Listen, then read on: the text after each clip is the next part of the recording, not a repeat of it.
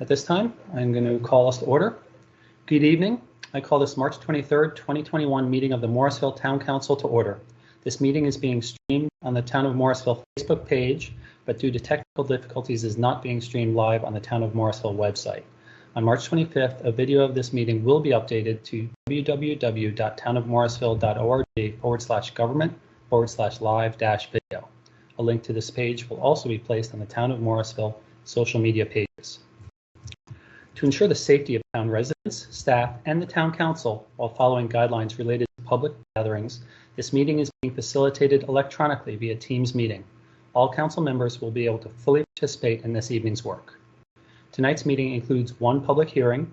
Town Council understands the importance of active citizen participation.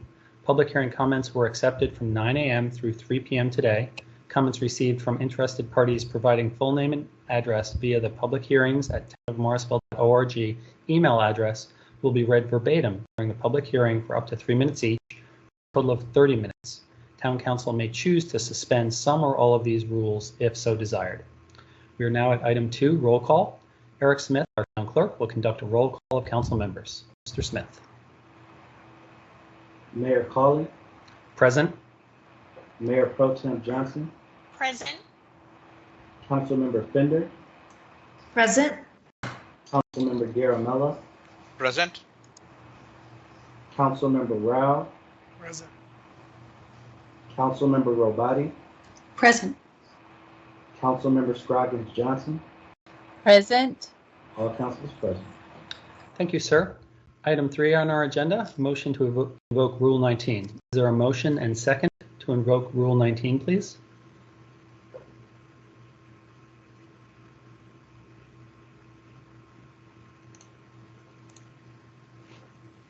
I'd like to recognize Councilmember Rabati, please.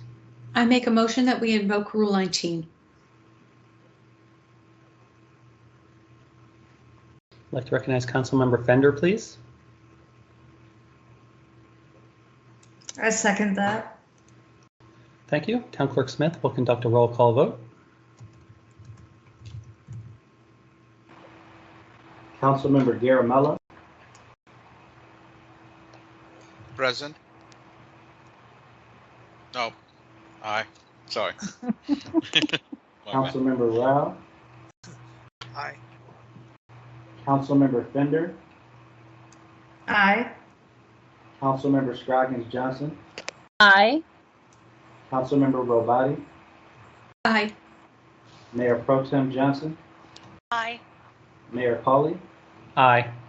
The motion to invoke Rule 19 passes unanimously. Thank you, sir.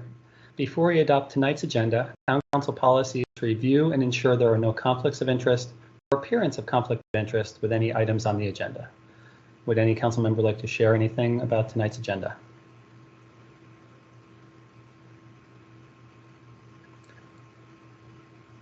Seeing none, is there a motion and second to adopt this evening's agenda, please?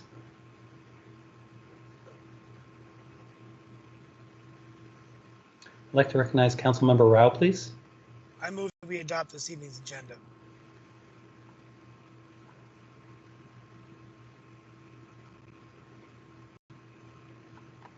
I have a motion. I'd like to recognize Councilmember Rabati, please. I second the motion. Thank you. Town Clerk Smith will conduct a roll call vote. Councilmember Rao. Aye. Councilmember Scroggins Johnson. Aye. Councilmember Robati. Aye. Councilmember Fender. Aye. Councilmember Garamella. Aye. Mayor Pro Tem Johnson. Aye. Mayor Cawley. Aye. The motion to adopt the regular agenda passes unanimously. Thank you, sir. There are 5 items on this evening's consent agenda: a resolution approving a contract with Via Mobility, a resolution approving committee chair and vice chair appointments, a resolution authorizing a lease with Shiloh Baptist Church, and 2 sets of February meeting minutes for approval. We are now live on Facebook, audio, video. That's information from Ms. Hooks. So at this point, unless there's someone who wishes to take anything to off the consent agenda for further discussion, I would entertain a motion to adopt tonight's consent agenda, please.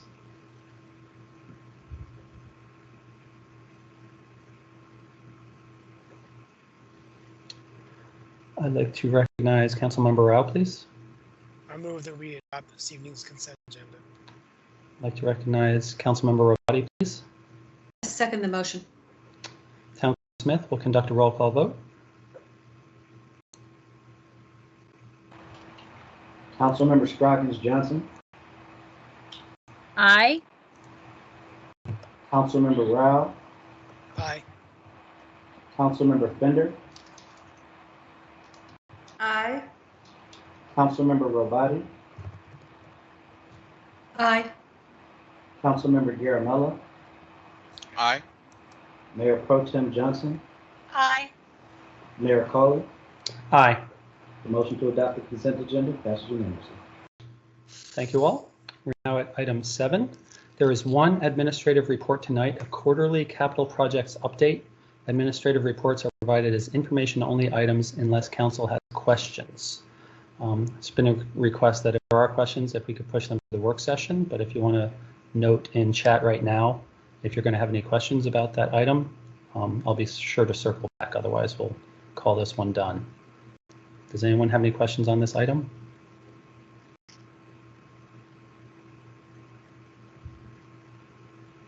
Okay. We'll be moving on to presentations at this point, item 8. We have 2 presentations tonight, a proclamation recognizing Holy and a proclamation recognizing National Take a Walk in the Park Day. And I'd like to recognize Councilmember Rao to read our first proclamation, please. A proclamation in recognition of the Holy Festival on March 28th and 29th, 2021. Whereas the multicultural residents of Morrisville recognize and celebrate many holidays and cultural events over the course of the year, and whereas the Morrisville community includes many residents who hail from India or have ancestral ties to India, and whereas the Morrisville community has many residents who practice the Hindu religion, and whereas the Hindu religion has a special 2-day holiday known as Holi to honor the coming of spring, turn over a new leaf, and celebrate life with festivities and throwing of colored powder. And whereas the town of Morrisville prides itself on honoring its residents' cultures and religions and making Morrisville a welcoming place for all. Now, therefore, the Town Council of the town of Morrisville does hereby recognize March 28th and 29th and March 29th of 2021 as the Holy Festival and urges all citizens to learn about this holiday, adopted this 23rd day of March 2021. Thank you.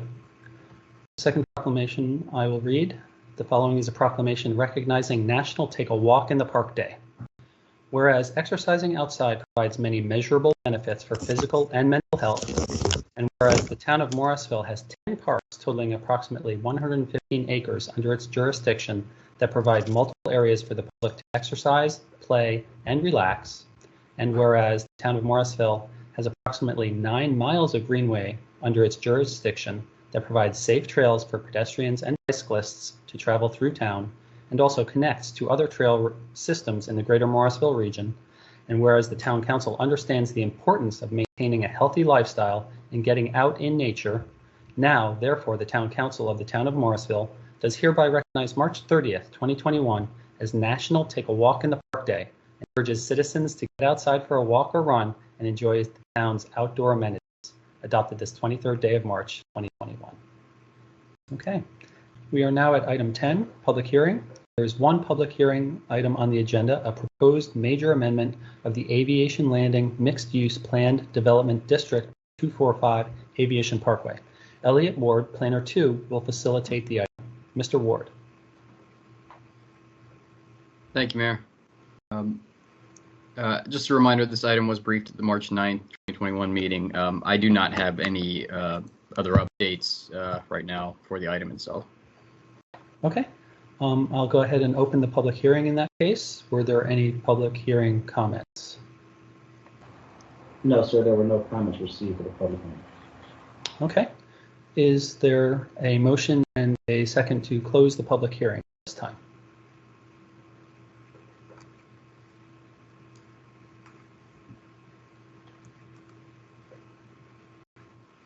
like to recognize Councilmember Fender, please. I move that we close the public hearing. And I'm sorry, I should have said as of tomorrow, March 24th at midnight. Can you amend your motion? I move that we close the public hearing as of tomorrow, March 24th at midnight. Thank you very much. I'd like to recognize Mayor Pro Tem Johnson, please. I'll second that motion. Okay, now Clerk Smith will facilitate a roll call vote, please.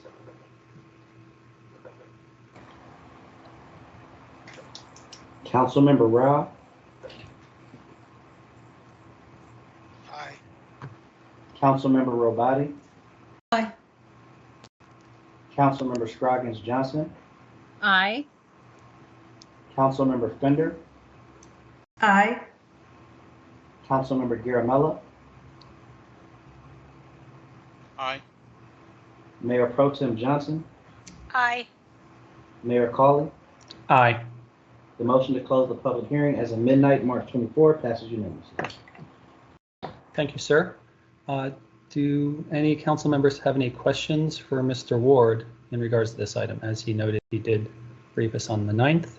We had some discussion then, and this will be our last opportunity before a potential vote on April 13th to ask questions that can be responded to in a timely manner.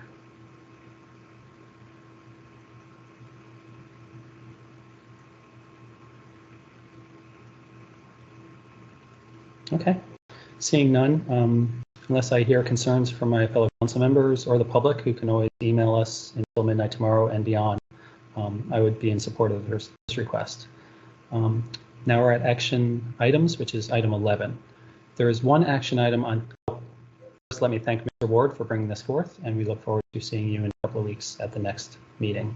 Anything to close out, Mr. Ward? No, that's all I have. Thank you, Mayor.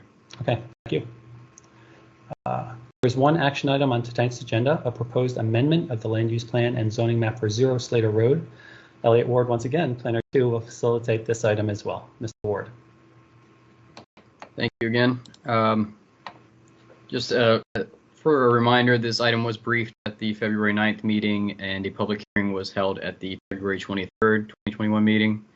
There are a few updates regarding this item. The first is that the council chose at the last meeting to continue the vote for this item until this March 23rd meeting.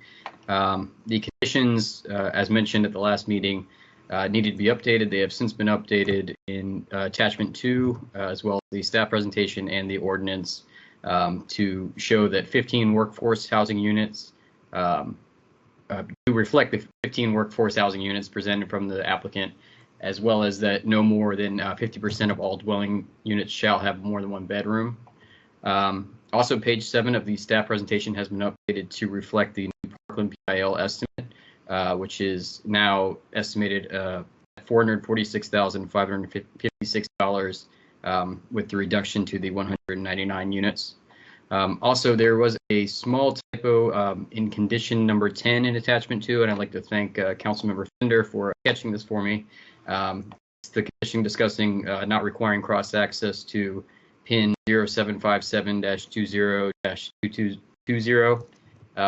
The condition references that parcel is northwest of the project site, and it should read northeast. And so I have received corrected signed conditions from the applicant already, and the ordinance, as well as the presentation, will be updated following this meeting as well. And that is all the updates I have currently. So we are scheduled to vote on this evening. Does anyone have any questions for Mr. Ward? Are the applicants on the call? If there's any questions, sir? I believe Neil Ghosh, again, representing the applicant, is here as well if you have any questions for them. Okay. Did they want to address in advance or just be available for questions? Hi, Mayor Cowley. This is Neil Ghosh with the applicant group. We're happy to be available to answer any questions that you have. Last time, I think you heard our presentation. The case was postponed so that we could put those new proffers to writing, which we have done. I believe you all have the new conditions, full set of new conditions in front of you, and we're able to review those. So we're happy to answer any questions. Thank you. very much. I'd like to recognize Councilmember Rao, followed by Mayor Pro Tem Johnson, please. Yeah, my question is for the applicant. I want to thank you for going through this process. My question is, if someone from Dominion could give, that we're hearing concerns about schools, and definitely I share these concerns. But you've already reduced the number of single bedroom by 50%, I think, right? But my question is, how many school children have been in their type of product? I know they've got developments around the state and even in the Triangle area. So can someone give us I just want to know whether they see a lot of school children in their kind of workforce housing, because what I've heard in the community is that their product is attracting a much younger demographic. So I just want to ask that question for the public listening tonight. Sure, and I will say anecdotal. We did analyze this to some degree with the Shiloh Crossings facility, which they developed, and anecdotally, what we have found.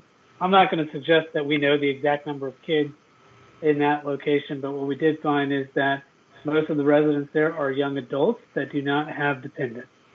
So we would take that to mean that they are working adults that do not have school-age children. All right. Thank you. Mayor Pro Tem Johnson, please. So I just want to, I have a question for our staff, but a comment for the applicant. I want to thank them for their condition where they offered the affordable housing or the workforce housing units in the product. I appreciate that. And from our staff, and I'm going to assume that you're all okay with this wording, but I'd just like to know that you've looked over the wording and you're comfortable with it, and that it's similar to wording that we've had on other products or other projects rather, where workforce housing was also included in the product. And I guess that's up to Elliot. I don't know if you can just kind of confirm that or not. Yes, sure. We have looked over the wording for the new condition on the workforce housing. It does mimic what we saw from the Alta development as well, so staff was comfortable with it. Thank you. I appreciate that. I assume that because it's in here. Otherwise, you would have told us you had a problem with it. But I appreciate that, and I appreciate the applicant adding that condition, along with the other 14 conditions.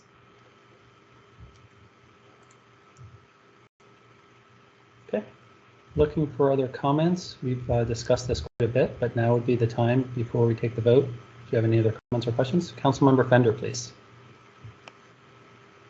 I just want to follow up from Councilmember Rao's question regarding number of school children.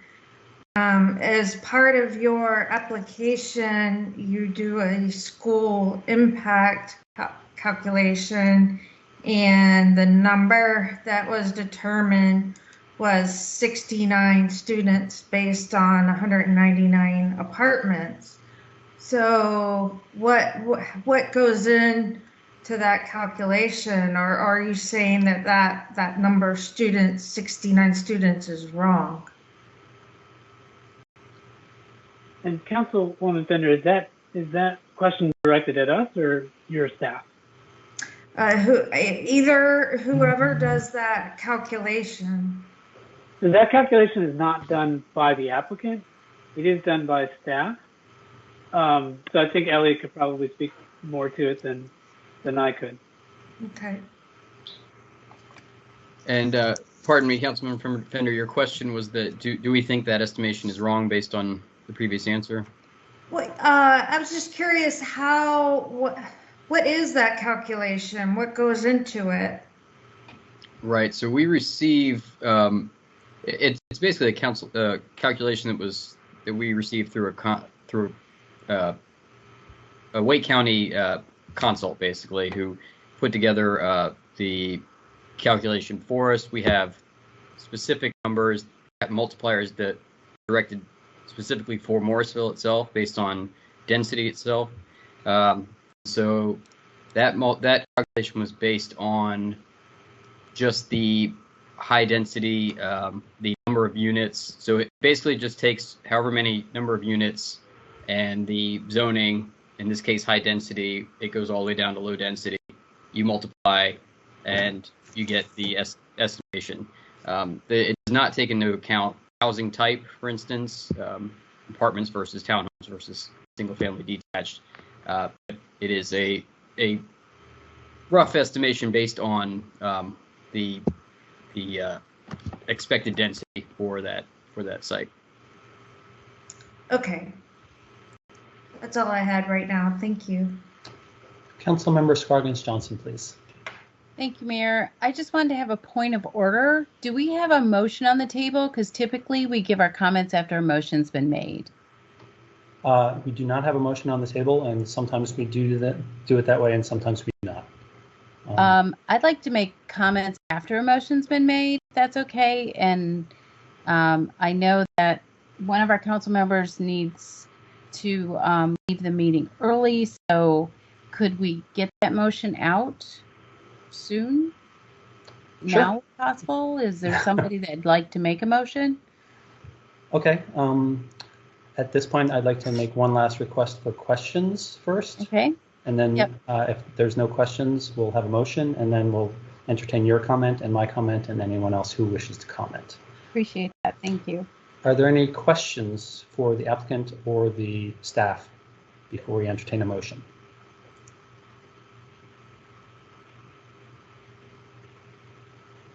Okay. Seeing none, I'd entertain a motion on this item, please. I'd like to recognize Councilmember Rao, please. Mayor Colley, would you prefer that our comments be made, as you said, after the motion? Because I really wanted to make my comments before the motion, but I'll make the motion first, and then I guess everyone will have their comments, correct? I believe everyone will have a chance to comment after the motion is made. All right, I'd like to make my comments after the motion, but Councilor Gray, please, it's been a while since I've done one of these, so I got it down right, but as required by General Statute 168, 383, I hereby make a motion to approve Resolution 2021-230B pertaining to the adoption of a plan consisting review statement for zoning map amendment for 0 Slater Road, located southeast of the intersection of Slater Road and Carrington Boulevard, to the conditional business activity center district and conditional density residential district. Do I have? Okay. Looks like we have 3 different motions. Okay, maybe I'm having. I think you have to do them one at a time, Steve. Oh, so. okay. I'm sorry. No, that's this is why the virtual is it's harder for me than other council members. I apologize. Okay, so proposed amendment I make a motion to approve Resolution 2021-230A, approving a land use plan amendment for 0 Slater Road, located southeast of the intersection of Slater Road and Carrington Boulevard, to the business activity center and high density residential use designations. And I recognize Councilmember Carmella, please. I second the motion. Okay, so we have a motion and a second. And we're going to take comments now, even though we're in between multiple motions. Will that meet your point of order, Councilmember Scroggins Johnson? I think that's what we have to do. Yeah, so, I agree. Okay. At this time, I'd like to recognize Councilmember Scroggins Johnson for our comment, and then Yes. myself. So I appreciate the motion on the table. I did take a look at the revised conditions, and I do appreciate the applicant being very specific about the conditions relating to the road improvements and the affordable housing that does indeed mimic what was provided before regarding the 80% AMI and the 15-year agreement to allow for that condition to be held in not in perpetuity but 15 years, and also the restrictions on the amount of units that could be built, the type of bedrooms that would be included in the project to mitigate the risk of impacting the school system significantly if hardly at all, just due to the location and also due to the way that the community would be constructed. So thank you. Thank you. My comment is essentially what I've said before. I believe that there's plenty of places in town where developers can develop by right without having to request an upzone. So I encourage developers to please look a little bit harder and develop where we have already made it clear that we would like that kind of development. So at this point, I'll recognize Councilmember Rao for his comment, and if anyone else wants to comment before we vote, please let me know in chat. Councilmember Rao. Yeah, give me 1 second here. Of course. Okay, so I guess I'll just keep it really brief, but I want to thank the applicant, and I want to thank the citizens who've weighed in on this issue. And for me, it's very important for me to just express a couple of things that I really liked as we negotiated conditions with the applicant. Number one is the addition of the workforce or affordable housing units. I think was really great, because it gives us a chance to show that we're being very innovative in providing this kind of workforce housing, affordable housing, and the reduction, the efforts to address more young age children, eliminating the possibility of that. Those reductions was really big for me. And as I look at the infrastructure improvements, the $2 million of infrastructure improvements, the $500,000 in parks, and all of these amenities. So the way I look at it, I am concerned as always about schools and capping schools, but I look at this as an opportunity to get significant infrastructure investment into the town, and at the same time have it in an area where it's close to work centers. So the parks investment shows, we want to play in Morrisville, invest in our parks, living and working and playing in Morrisville. So we're the work part, where we've got over 55,000 people working in Morrisville and having a place where we can attract this younger demographic. So for those reasons, I was in favor of it, but definitely appreciate the concerns about the schools, and it's a lot of work for the applicant and staff to work through all these things. So I just want to thank everybody for their hard work. Thank you. Councilmember Fender, please.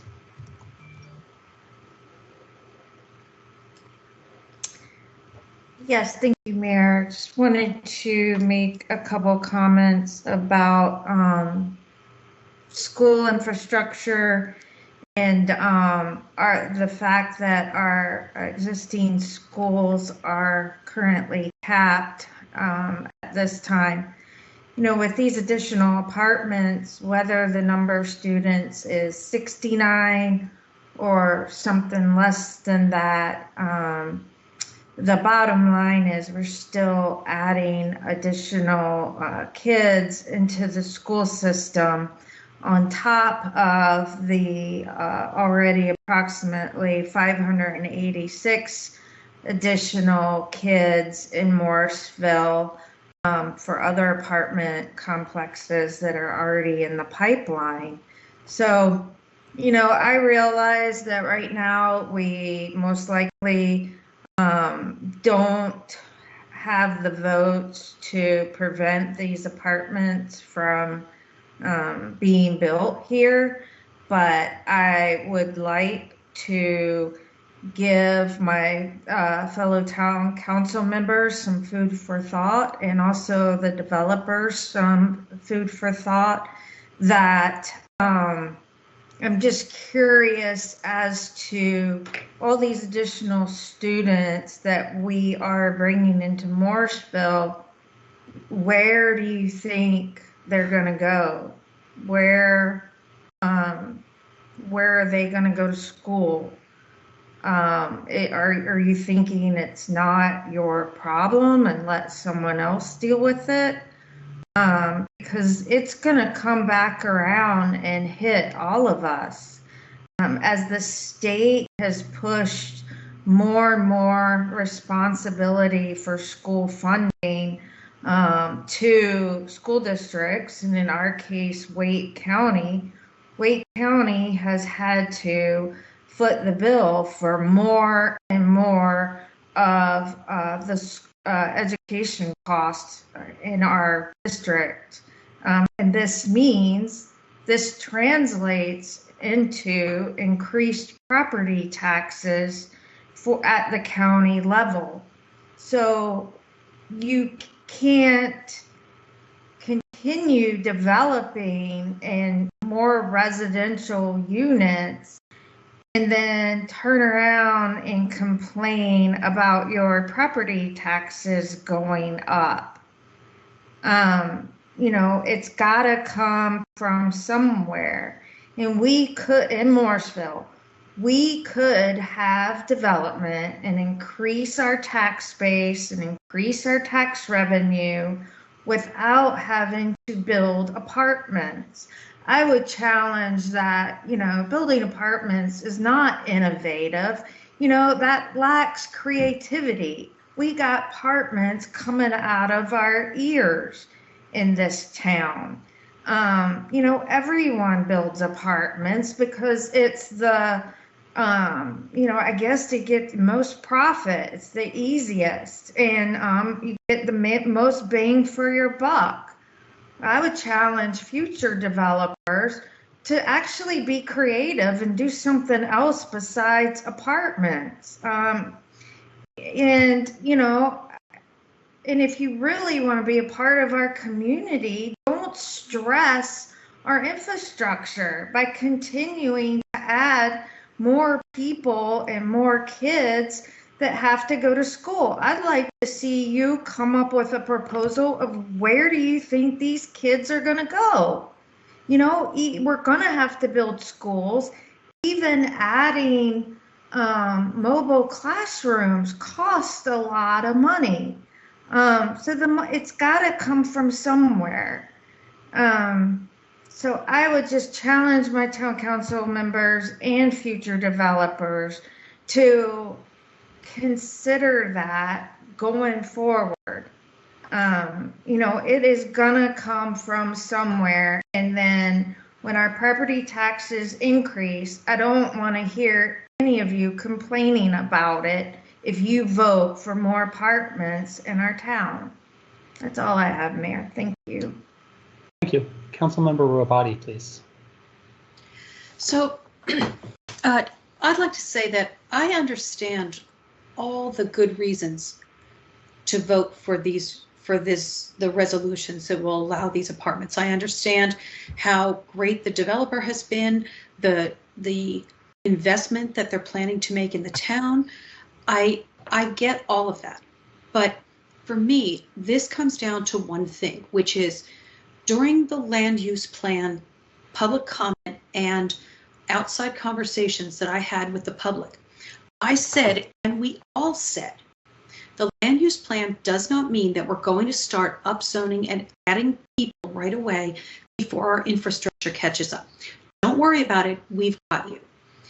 And I feel that it's very important that people see us sticking to our word. So if you didn't say that and you're voting for the apartments, more power to you. I'm not blind to how good this could be for the town. But I honestly feel that this is not the right project at the right time for the town. And for that reason, I will not be voting for it. Thank you. Okay. Thank you. Are there any other comments before we vote on that first motion?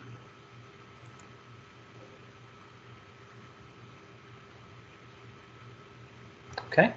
Seeing none, I'd ask the town clerk Smith to please do a roll call vote on that first motion, which is now on the table. Councilmember Fender, Nay. Councilmember Garamella, Aye. Councilmember Rao, Aye. Councilmember Robati, Nay.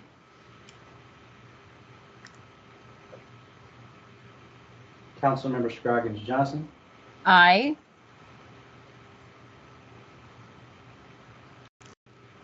Mayor Pro Tem Johnson, Aye. Mayor Colley. Nay. The motion to approve Resolution 2021-23-0A passes 4-3.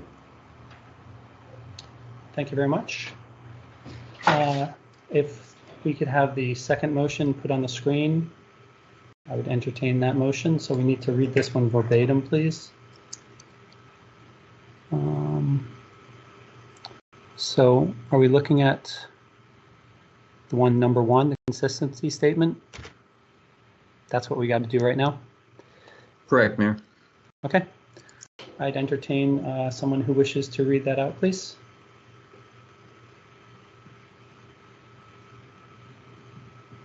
I thought Steve was reading all the motions. Did that first one count? Yes, it did. That first one was fine. It was correct. I'd like to recognize Mayor Pro Tem Johnson for a comment, please. No, actually, I'll leave my comment at the end. I was going to make the motion, but Steve, if you want to make the motion, that's fine. You can make the motion. I made the first one. You go ahead. Okay.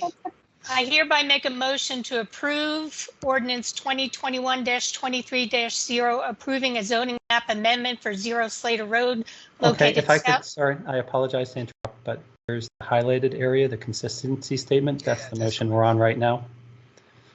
Do you see that on your screen? Okay, I thought that was the motion that Steve made. You No, made the this- first one. This is 2 and 3. Staff has prepared this to make it easier for us. Oh, It forget, says I one, can't though. read that. It says one. It says one, though. Yes. Yep, I understand. Okay, Okay. Elliot, I have a question for you. Would you like me to read that whole highlighted part that you just had highlighted? Got it.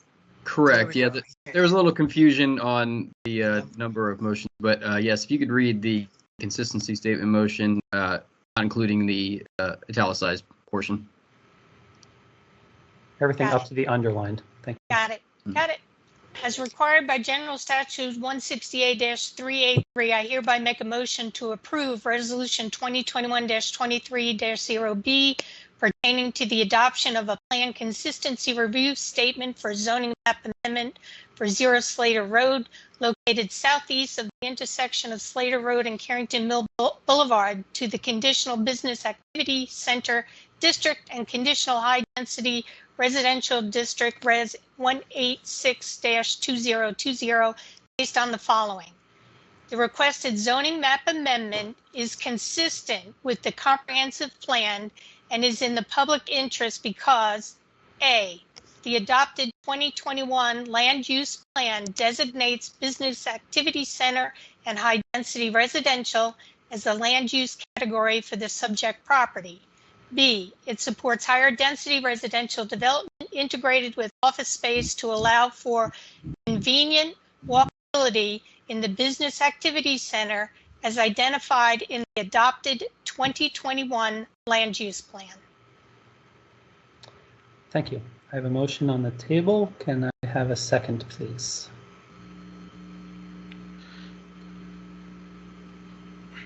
I'd like to recognize Councilmember Garamella, please. I'll second it. I'd like to recognize Mr. Ward for a comment, please.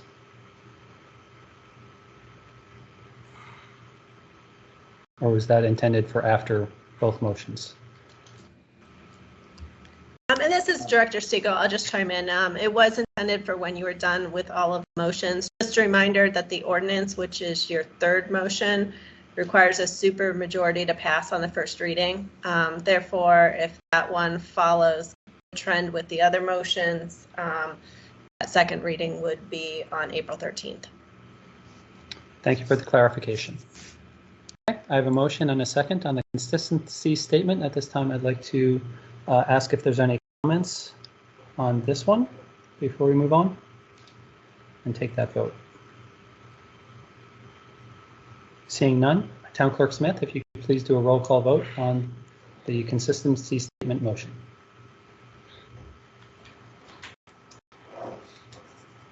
Councilmember Fender,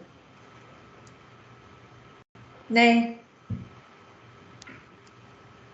Councilmember Garamella, Aye. Councilmember Rao, Aye. Councilmember Robati, Nay. Councilmember Scroggins Johnson, Aye.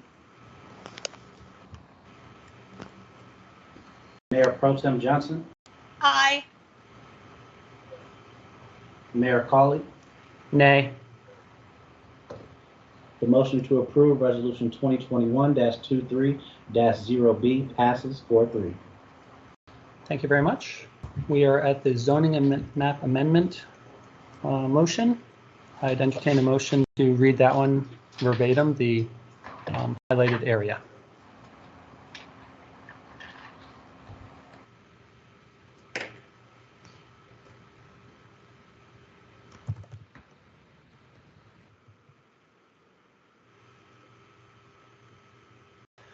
I'd like to recognize Mayor Pro Tem Johnson, please. I hereby make a motion to approve ordinance 2021-23-0, approving a zoning map amendment for 0 Slater Road, located southeast of the intersection of Slater Road and Carrington Mill Boulevard, to the conditional business activity center district on the north side of Slater Road and the conditional high-density residential district on the south side of Slater Road, Res 186-2020. Thank you. Councilmember Garamella? I second the motion. Okay. Are there any comments on this motion before we entertain the vote?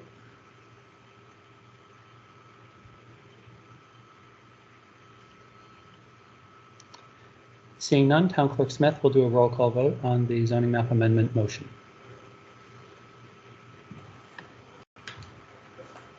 Councilmember Fender, Nay. Councilmember Garamella, Aye. Councilmember Rao, Aye. Councilmember Robati, Nay. Councilmember Scroggins Johnson, Aye. Mayor Pro Tem Johnson, Aye.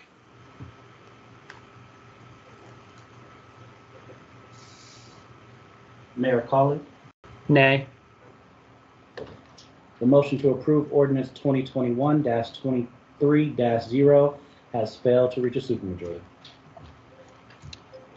Okay.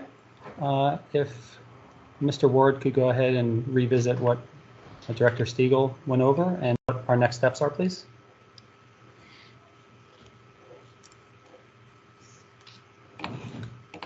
So without the supermajority, the ordinance will need to go to a second reading at the April 13th meeting, as Director Stiegel mentioned.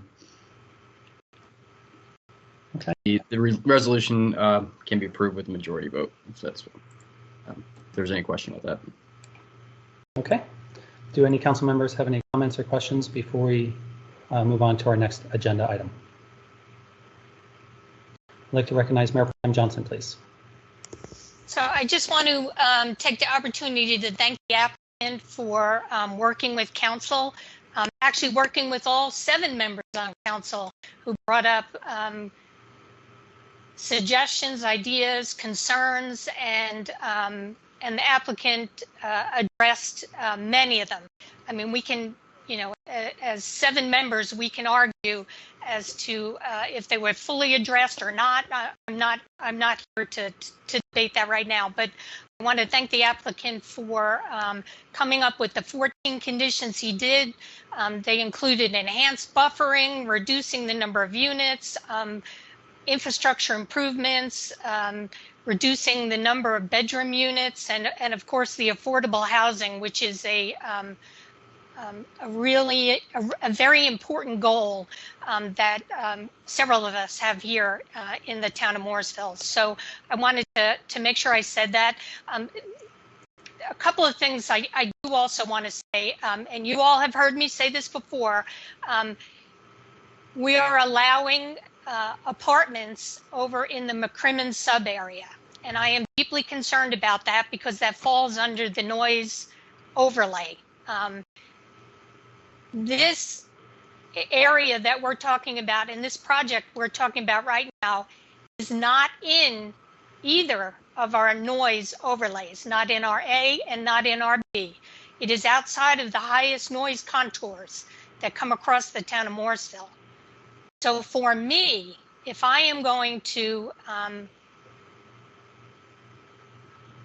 any part in approving residential units, I would much prefer them in this area than in the McCrimmon sub area. So I think, and several others have made some really important comments already that I won't repeat, that have to do with a walkable, welcoming community. But one thing I do want to, I think Councilmember Frenda brings up some really important points, and I think as a council, we need to have those kind of discussions. When we talk about commercial versus residential, when we talk about property tax rates, and the revenue that's generated here in the town, and our sustainability, our financial sustainability of the town, there are some really, really key and important discussions we need to have around that. And based on some of the comments I heard here tonight, I think maybe it is worthwhile for us to have those conversations at some time. There are many goals and needs that we have here in the town, and raising taxes is not one of them that I've heard. Most of us, at least 6 of us, have not talked about raising taxes much at all. So it is a balance on how we deal with development, how we deal with the needs and the wants of the community and the goals that we have. It is a really important balance, and I've no doubt that we're all trying to balance all of that. But I think we need to have probably a philosophical conversation around some of these issues, because I do believe that we are all trying to come to the same end. We just are taking different paths to get there, and that is worth having a serious conversation around, and not just a one-off during a one meeting when we're approving one project or denying one project. So I hope that we can find the time to have these kind of conversations, because they are deeply important to how the town of Morrisville, how we deal with its growth, how financially sustainable we are as a community. So that's all my comments right now. Thank you. Thank you. Councilmember Garamella, please. Yeah, I have a question for the applicant. Neil, do you know when your project will start, and when the whole thing will be complete, or you'll get your CO? Councilmember Garamella, that's a great question. I think there are members on our team that are available that will be better able to answer that. I know that this project includes 2 portions, and so are you asking about one side in particular, or about the whole thing? Yeah, so for both, because it includes the south and the north side, right? So I just want to hear your what's the plan, and when do you start? When do you think you'll complete? Chris Carlino, I believe, is on the call as well. I think he would be better suited to answer that question. But oh, there you go. Here's Hey, yes, obviously, once we get through this process, we will begin our site plan approval process, which, I think, and I don't know, I think Elliot or staff would better be able to give a ballpark of the timing on that. I think it's 8 to 10 months, maybe, give or take. So that kind of puts us, kind of Q1, late Q4 of this year or first of Q1 next year, and then it's probably a 2-year build out. Both an apartment and an office building would take roughly 18 to 24 months to fully complete and get a CO or TCO. All right, so that's helpful. Like it's kind of 3 years out, you can say, approximately. That's what we are ballparking. Yes, correct. All right, that's helpful for me.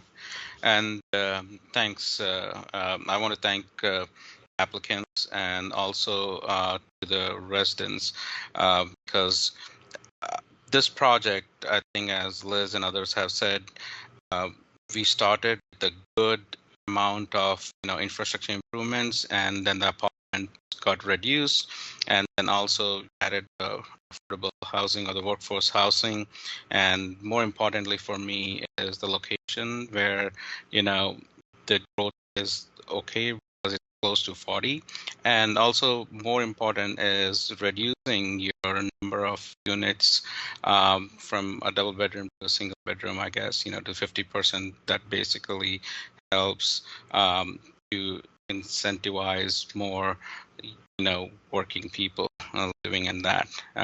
Obviously, we don't have the right numbers, the school calculators. So, but for me, I think that was one of the many factors that I have out and approving this particular one. And again, thanks for working with us and looking forward for this project. Thank you. Thank you. Okay. I have a comment, and then we're going to be getting into second rounds of comments. So if anyone wants to put in chat that they also want to share, please do that now. Yeah, this has been a really good discussion amongst our council members, and the applicant has made some amendments to try to make it better, but we're going to continue to have these discussions, and we've been having them for the years. This isn't the first time that a rezoning hasn't happened on its first vote, and we've had to revisit. So these are discussions that are always going on, and we're going to continue to have them. So to say that we haven't been or that this is a one-off is not really accurate, in my opinion. And it's our actions on these votes which actually show our values. So we'll get a chance again in early April to readdress this. Seeing that no one else is looking to make a comment at this time, I'll recognize Councilmember Rao. Just as a piggyback, just as a follow-up to Mayor Tim Johnson's comments, if Jeannie's around, I'd be curious as to if this project's brought in about 1.5 million to my estimate, about $1 million for infrastructure and about $500,000 for parks improvements. So if we were to generate 1.5 million in revenue, that would be about 1 cent is about 300,000 in revenue or 600,000? I can't remember. A penny on the tax rate is $620,000. Is that your question? Yeah. So the point I'm trying to make is that I think it's like Mayor Pro said, there's a fine balance between sooner or later development is going to slow down and we're going to be slow to redevelopment. So I would like us to frame this to the public that when we're looking at development, we're also looking at the amount of investment that we can get. So giving you 2.5 cent worth of investment into infrastructure and into parks is very valuable. And so I think sometimes, maybe moving forward, we can articulate. I wish there was a dashboard where we could show when we approve apartments or when we approve development, whether it's multifamily, single family, or medium density, that there is, the investment, and so that people can visibly see that. Because I think it's important to know that it's a fine balance between, yes, it does reflect our values, but also, from my perspective, I don't want to walk away from revenue or money that we don't have today, right? So that's just the point I wanted to make up. So anyway, I'm done. Thank you. Okay. At this time, I would like to entertain a motion to excuse Councilmember Garamella, who has a commitment. He hopes to be able to rejoin us in a little while, but he does need to leave the meeting at this time, and he's asked to be excused. So can I have a motion on that, please?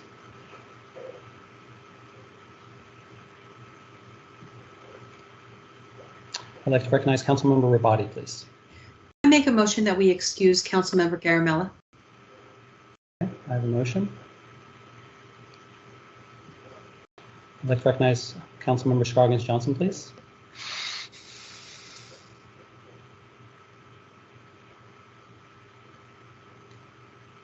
Councilmember Scroggins Johnson, you may be muted. I said it, but no one heard me but me. I second the motion. Sorry. Thank you. Town Clerk Smith, if you would please do a roll call vote on the motion to excuse Councilmember Garamella. Councilmember Fender, Aye. Councilmember Garamella, Aye. Councilmember Rao, Aye. Councilmember Robati, Aye. Councilmember Scroggins Johnson, Aye. Mayor Pro Tem Johnson, Aye. Mayor Cawley. Aye. The motion to excuse Councilmember Garamella passes unanimously. Councilmember Garamella, thank you for your contributions this evening. We hope you're able to rejoin us later. Thank you, sir. Thank you. At this time, revisiting the discussion and comments, I'd like to recognize Councilmember Scroggins Johnson, please. Thank you, Mayor. I would just like to thank the applicant for listening to the council. We obviously don't all agree on, what was presented in the final stages, but you did adapt your proposal based on the feedback from the entire council. And I think that is very important when we see these projects that, especially rezonings, it's important that we shape the proposals in alignment with the council's needs for the town at the time. They do change over time. Our town is constantly evolving and in motion, and we appreciate you listening to the council as a whole. I also would like to reiterate what Mayor Pro Tem Johnson said about the noise contours in relation to the airport overlay and where this is located. This is outside of the contours, whereas the McCrimmon corridor is pretty much on the flight path of some of the planes that come into RDU, and the noise is significantly different in the McCrimmon corridor than it is in this location. So that was a consideration that I had when I was reviewing this project as well. So there were many different factors. It wasn't an easy decision. It is really important that we scrutinize all of these factors and balance what we need for the town at the time. And I'm a big proponent of affordable housing, as you all know, and I really think that we have to keep moving forward on this issue incrementally, yes, but it's something that is very important for all of Morrisville. So thank you. Thank you. Councilmember Fender, please. Yeah, I wanted to address something that Councilmember Rouse said. I'm certainly not opposed to development, and the developer can still make an investment in our town and do like road infrastructure improvements without building apartments. Maybe we won't get the part payment in lieu, but we could still get road infrastructure improvements done. So to argue that the developer is making this huge investment in our town and we've got to take it and we need to show that on a dashboard, or that we wouldn't have received it if we don't do apartments, is misleading. I never said I was opposed to any development. I just only requested to do something else other than apartments. And then I will finish with this.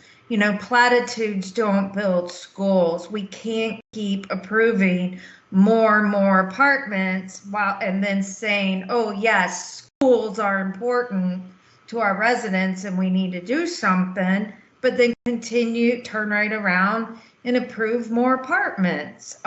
We actually have to stand for something and do something about it rather than rubber stamping every single apartment complex that comes across our desk. It's certainly not what our residents want.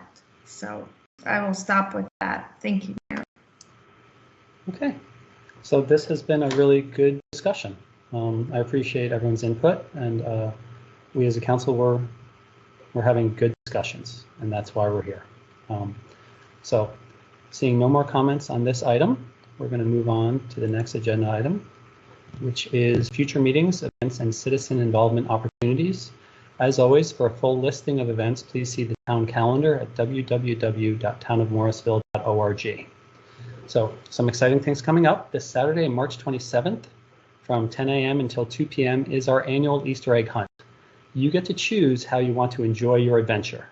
By Thursday, please sign up online for one of our in-person family egg hunts at Cedar Fork District Park on Aviation Parkway. That will be taking place on Saturday. Or you can register online to pick up your supply of eggs and crafts to take home, and you can start picking them up tomorrow at 9 a.m. This event is appropriate for children 0 through 10 years old, so please check our website to sign up and register.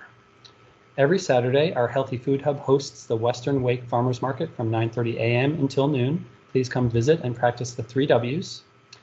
And please save the date of Saturday, April 24th from 10 a.m. until 2 p.m. for our Spring Green Day. This year it's taking place at Church Street Park. At this point, I'm going to go to council and manager comments. First up this evening is Councilmember Rabati. Mayor, since I went first at the last meeting, I'd like to reserve my comments till the end. Thank you. I appreciate the request, but staff has put together a listing, and that's been shared. So, well, I'd like to wish all of our residents who are celebrating a happy Holi, and I'd like to echo the mayor's invitation to our egg hunt. That's going to be great. I'm going to be there, and those are my comments. Thank you. Thank you.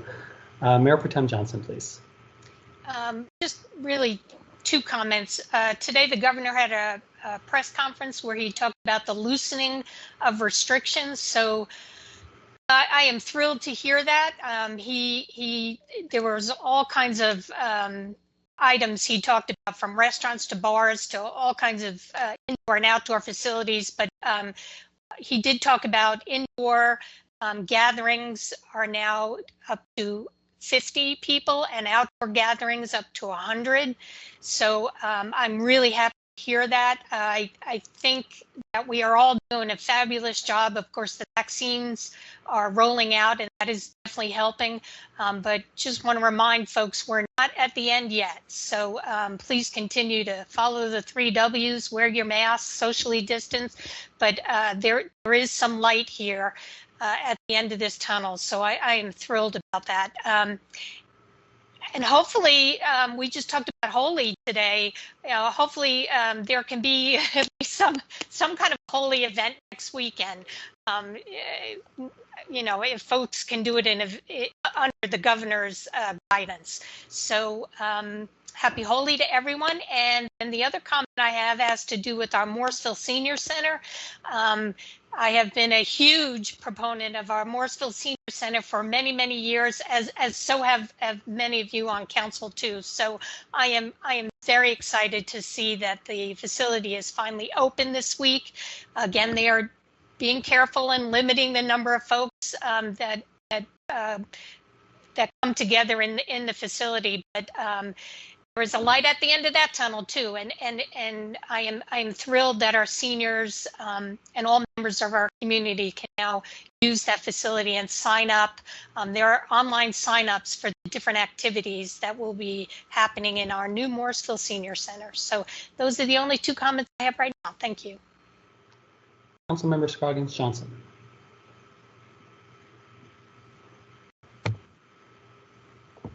Thank you, Mayor. I think I just unmuted. I just like to say happy Holy to everybody, and I really look forward to the Easter egg event that we have this Saturday. It is by registration only. You need to be registered. It's not as spontaneous as we've had in years past. So take a minute to register, and so we can have a safe event.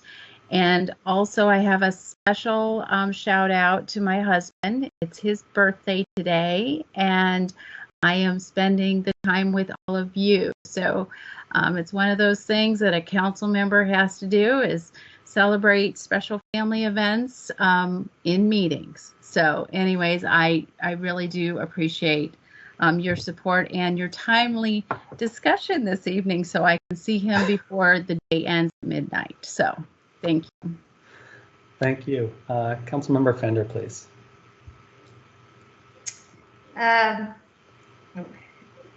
Wanted to tell Councilmember Scroggins Johnson to please tell your husband happy birthday from me. And with that, Mayor, I don't have any comments. I think I've talked enough tonight.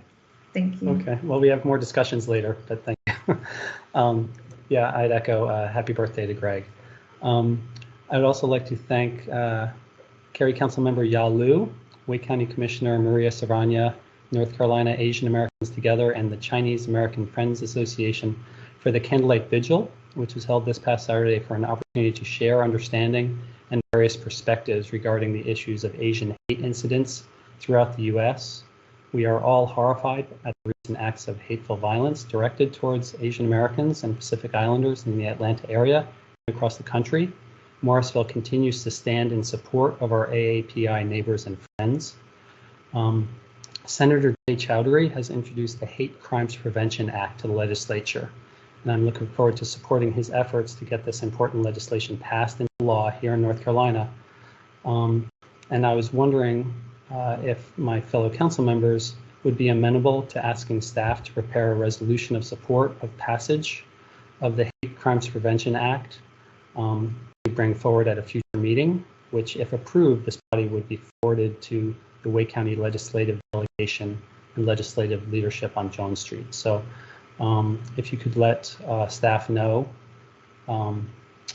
about that, that would be helpful. I think that might be a good step for us to bring forth at our next meeting. And if we don't have enough support, then we won't, but we will always be standing with our AAPI neighbors and friends. An additional thing, we've been contacted with a request to take a pledge to support monarch butterflies, the habitat here in the region, from elementary school students here in Wake County. Cary, Apex, and Holly Springs are already on board and plan to sign us up for the pledge before the March 31st deadline. So please let me know if you have any questions about that. Additionally, April is Child Abuse Prevention Month, and I'm wearing my pinwheel in advance in support of that, which is coming up. And on a happier note, it's already mentioned by Mayor Pro Tem Johnson, as of yesterday, the Senior Center is now open, and I participated at the first class at the center last night. It was a cardio workout. I look forward to joining our many active adults enjoying activities ranging from bingo to Tai Chi to yoga, meetings with our police department at the newest Parks and Recreation amenity here in Morrisville. It is located at McCrimmon Corner Shopping Center near the Harris Teeter on Davis Drive. So looking forward to seeing many people there. At this time, I'd like to recognize Councilmember Rao. Thank you, Mayor. First of all, just to echo his sentiments, I want to thank Senator Chowdhury for sponsoring the hate crime legislation, and want to thank everyone who came out. He and I were at the vigil, and it was great to be there, and a sad day. And just pray for all this hate violence, and hope we as council members here in Morrisville and across the state can address the unease that many citizens feel that people who should be living in freedom are worried that they could be shot in a grocery store. So we also pray for those in Boulder, Colorado as well. First of all, I want to thank the town of Morrisville, our Councilmember Garamella. Ritesh Patel from Advanced Care and the Hindu Society of North Carolina for pulling off a great event to offer COVID-19 vaccinations. And hopefully it was so successful we can do another one. But I really want to thank everyone for making, I think there was over 1,000 shots, and just great work for everybody. So thank you, Councilmember Garamella. Just a reminder that the Cape Fear healthcare system is now taking phase 5 appointments. You can go to the Cape Fear healthcare system website and just do your part to get your shot. A great way to go to the Morrisville County site where you can get all the different places you can go, whether it's in Greensboro or vaccination sites in Johnson County, which is tomorrow at a high school, and then of course the PNC Arena.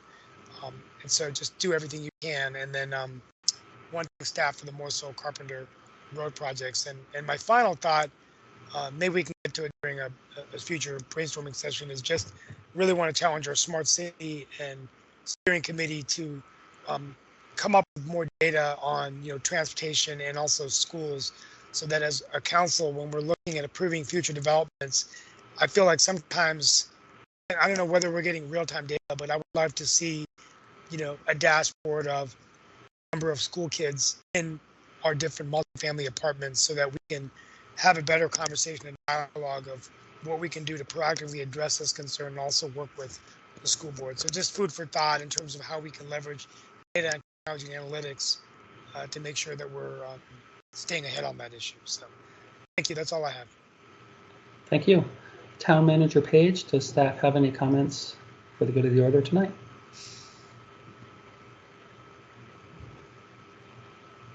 Okay, staff has indicated they do not. At this time, we're running a little bit ahead of agenda. Our next item is scheduled to be 60 minutes, so I think now is a good time to take a break. We'll take a 10-minute break, right? My clock says 7:19, so we will reconvene at 7:30, please. Please announce in chat when you are back. Thank you all.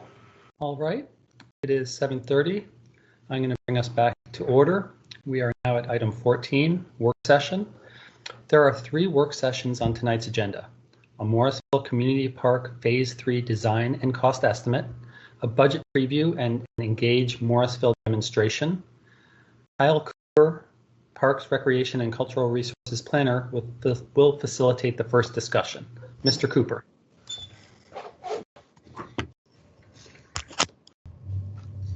Can everybody see me okay? I can hear you, Okay, and I can see the screen. Okay. All right. So first off, I want to thank you all for the opportunity to be able to present this to you all. This will be a two-parter presentation.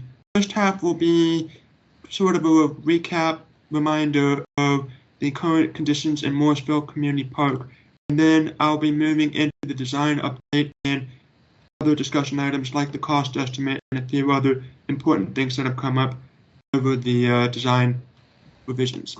So, next slide, if you would, Jenny.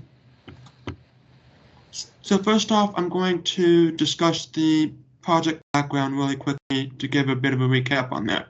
So next slide. You all should be familiar with this site data. This was presented in our last presentation to you about the project back last year, but the Morrisville Community Park is 34.85 acres. It's got several existing amenities, including a playground, picnic shelter, several playfields, a concession and restroom building, and a greenway section of Hatchet Creek Greenway, and several walking trails through it. And next slide. This is a picture of the original concept plan as was developed in part of the 2018 master plan update for the Parks and Recreation Department before CLH was brought on to further revise and refine the design to create construction documents out of it. So that's what we started with. We're moving forward from there. So sorry, go ahead. Phase 3 program, the current proposed plan includes 3 tennis courts, 3 pickleball courts, which would be the first ones of this type that we have in town due to growing popularity with the game among our senior population, as well as a small restroom shelter building that's next to the courts to allow for picnic and for people to be able to go to the restroom. We are also looking to add walking trails and a small picnic shelter near the wooded area to help further create more amenities and places for people to eat. So, next slide, please. This one is going to be going through the project design update of what CLH has presented so far. Before I get ahead, I just will need to give a shout out to Lauren Dixon at CLH. She and her team were able to pull together the renderings and the data that I'm about to show you, and very quickly in time for this presentation, and they did a really great job of it. So I couldn't for highlighting that work that they did. So, next slide, please. As a recap, the park site is located on the park project site is located on the easternmost part of the Morrisville Community Park with the primary access of Kudrow Lane. And that's the area that we are focusing on for CLH's design work. Next slide, please. This is the overall rendering of the whole design, and I'll be talking about each area separately in future slides. But this shows the overall context of the tennis courts and the trails in this part of the Morrisville Community Park based redesign. So, next slide, please. And this is just showing the court area aerial. This shows the Kudrow Lane parking lot, as well as the existing field that we have next to Kudrow Lane parking lot, which we are hoping to use for the tennis courts, as well as the Hatchet Lake Greenway, which runs along the bottom side of that field and around the parking lot off to the east. So, next slide, please. And this is the court area plan. The primary adjustments to this design from the previous design that was shown were the CLH had updated the building schematic and did some slight tweaks and refined the layout of the overall design of the tennis courts and the sidewalks in this design here. They've also updated where the plant screenings would be in order to make a better buffer in between the tennis courts and the residential development on the north side of the project. And they also adjusted the layout of the stormwater control measure in order to better treat the stormwater that would be coming off of the tennis courts and in the shelter area. So that covers that. So the next slide, please. This is the trail area aerial. This showcases the wooded location that is next to the existing baseball courts and like what we are looking to use for the primary for the walking trail area. So that's just an overview. Next slide will show the design. We are looking to have at this point a sort of a connection between the existing sidewalk that's on the north side, wrap that around the back side of the baseball field by the batting cages, connect that to the wooded shelter in that open spot right in the middle there, and then we are looking to have a fork in the trail to the two residential communities on either side from the south and the east. South is Huntington Apartments, and then Preston View Apartments are to the east. The primary adjustment to this so far, it's not exactly clear in this particular rendering, but we had to CLH reduced the trail width and removed a leg of the trail. There was an additional loop of the trail on the bottom right that would connect from the two connectors up to the from the south to the east. We had taken all that out. They had taken that out on the recommendation of stormwater, as we were needing to reduce the amount of impervious cover across the site in order to be able to accommodate everything that was treated, all the stormwater that was treated on site. So some slight reductions were required for the trails. So that's the main adjustment on that. And then going to the next slide, these are some 3D renders of the proposed shelter restroom that would be located on the tennis courts. And these would have a couple of different materials on them.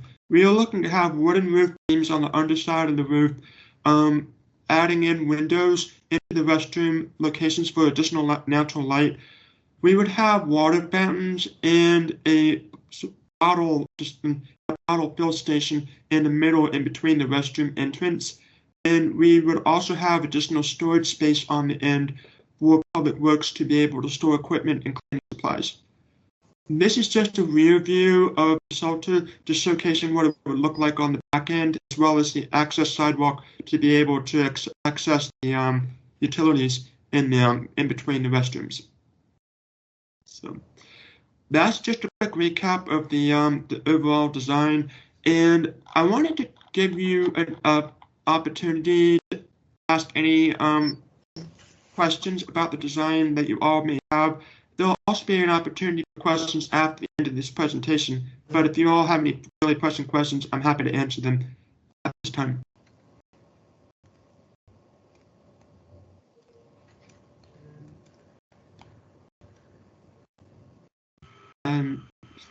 So go ahead, Mr. Mayor. Thank you, sir. Great presentation. I have a quick question about the trail connection. Yes, sir. The original appeared to go all the way around the baseball field, and this one doesn't do that. And also the fact that the fork doesn't connect anymore. A walking loop is really much better. So if there's anything that we can do to do offsite stormwater or enlarge the stormwater in order to make these trails connect, I think that's really going to make a big difference to everyone. And then I have a follow-up on a second item. Okay. So a second question for the restroom. We recently upgraded the other restroom in Morrisville Community Park to have a family restroom. Will this facility also have a family restroom, or just one male and one female? At this point, it would just be the one. It would just be the one male and one female. But I know that these are from the designs that I've seen. These would be able to accommodate as well on a larger. We would have additional space on the inside to be able to accommodate additional space with that. So. Okay, so that's obviously going to be a different cost. I would like us to have the options to know what the cost is and what the trade-offs would be for both of those items, trail connections and the making a family restroom option in there too. So we can make an informed decision. Thank you very much. Those are my questions at this time. And I'll let you facilitate the rest of the questions if that's okay, Kyle. Okay. Since it's your presentation, thank you. Okay, so additional questions at the end, you mean? No, right now, if you want to acknowledge the people. Oh, sure. Yes. So let me pull up the participants. I guess, forgive me if I go out of order on this. Let me get the chat for the previous. Kyle, I can help you with that. The next question would be Councilmember Rabati. Okay. So by all means, Ms. Rabati, go ahead. Sure. Thank you, Kyle. We have trouble keeping it straight too. Don't worry about it. I think I asked this at the first time we saw this design, but I don't think you were here yet. Are there solar panels on the top of that shelter?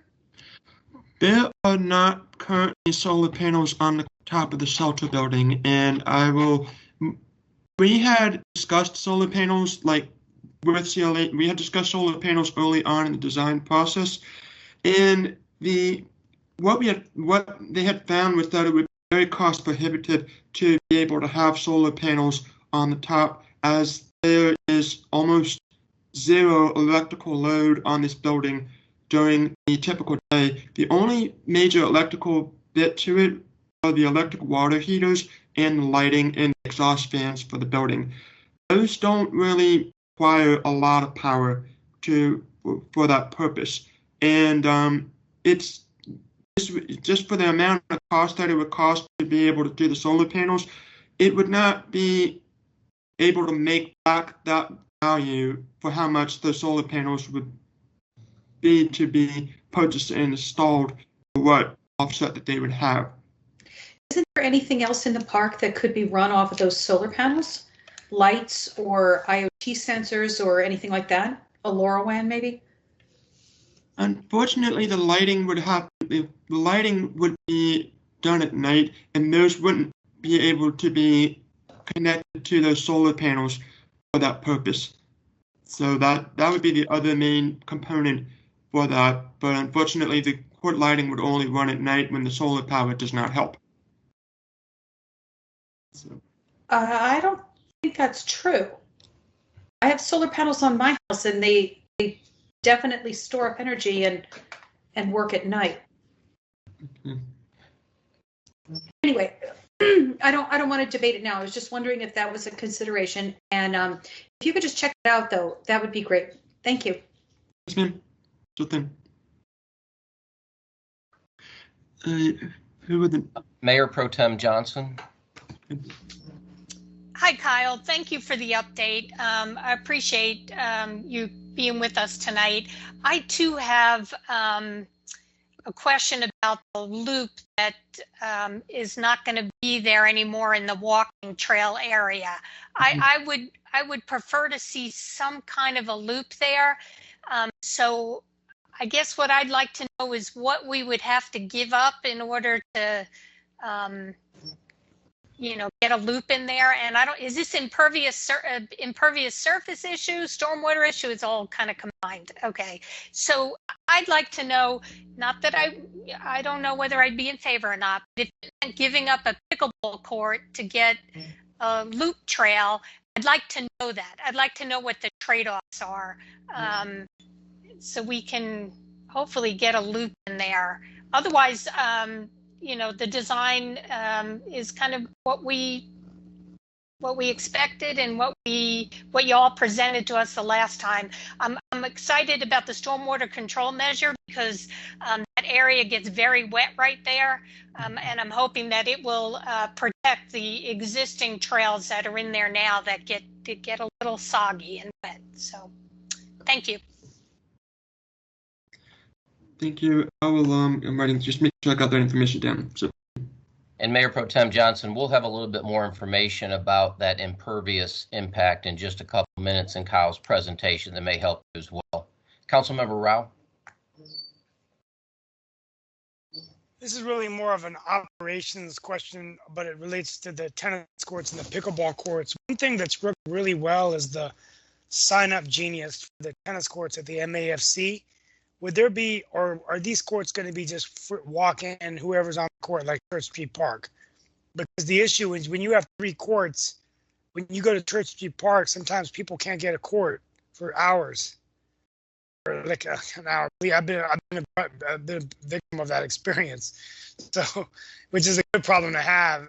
In our parks are so used, but I just was curious as to whether that would be possible, or is it just public courts? You just play.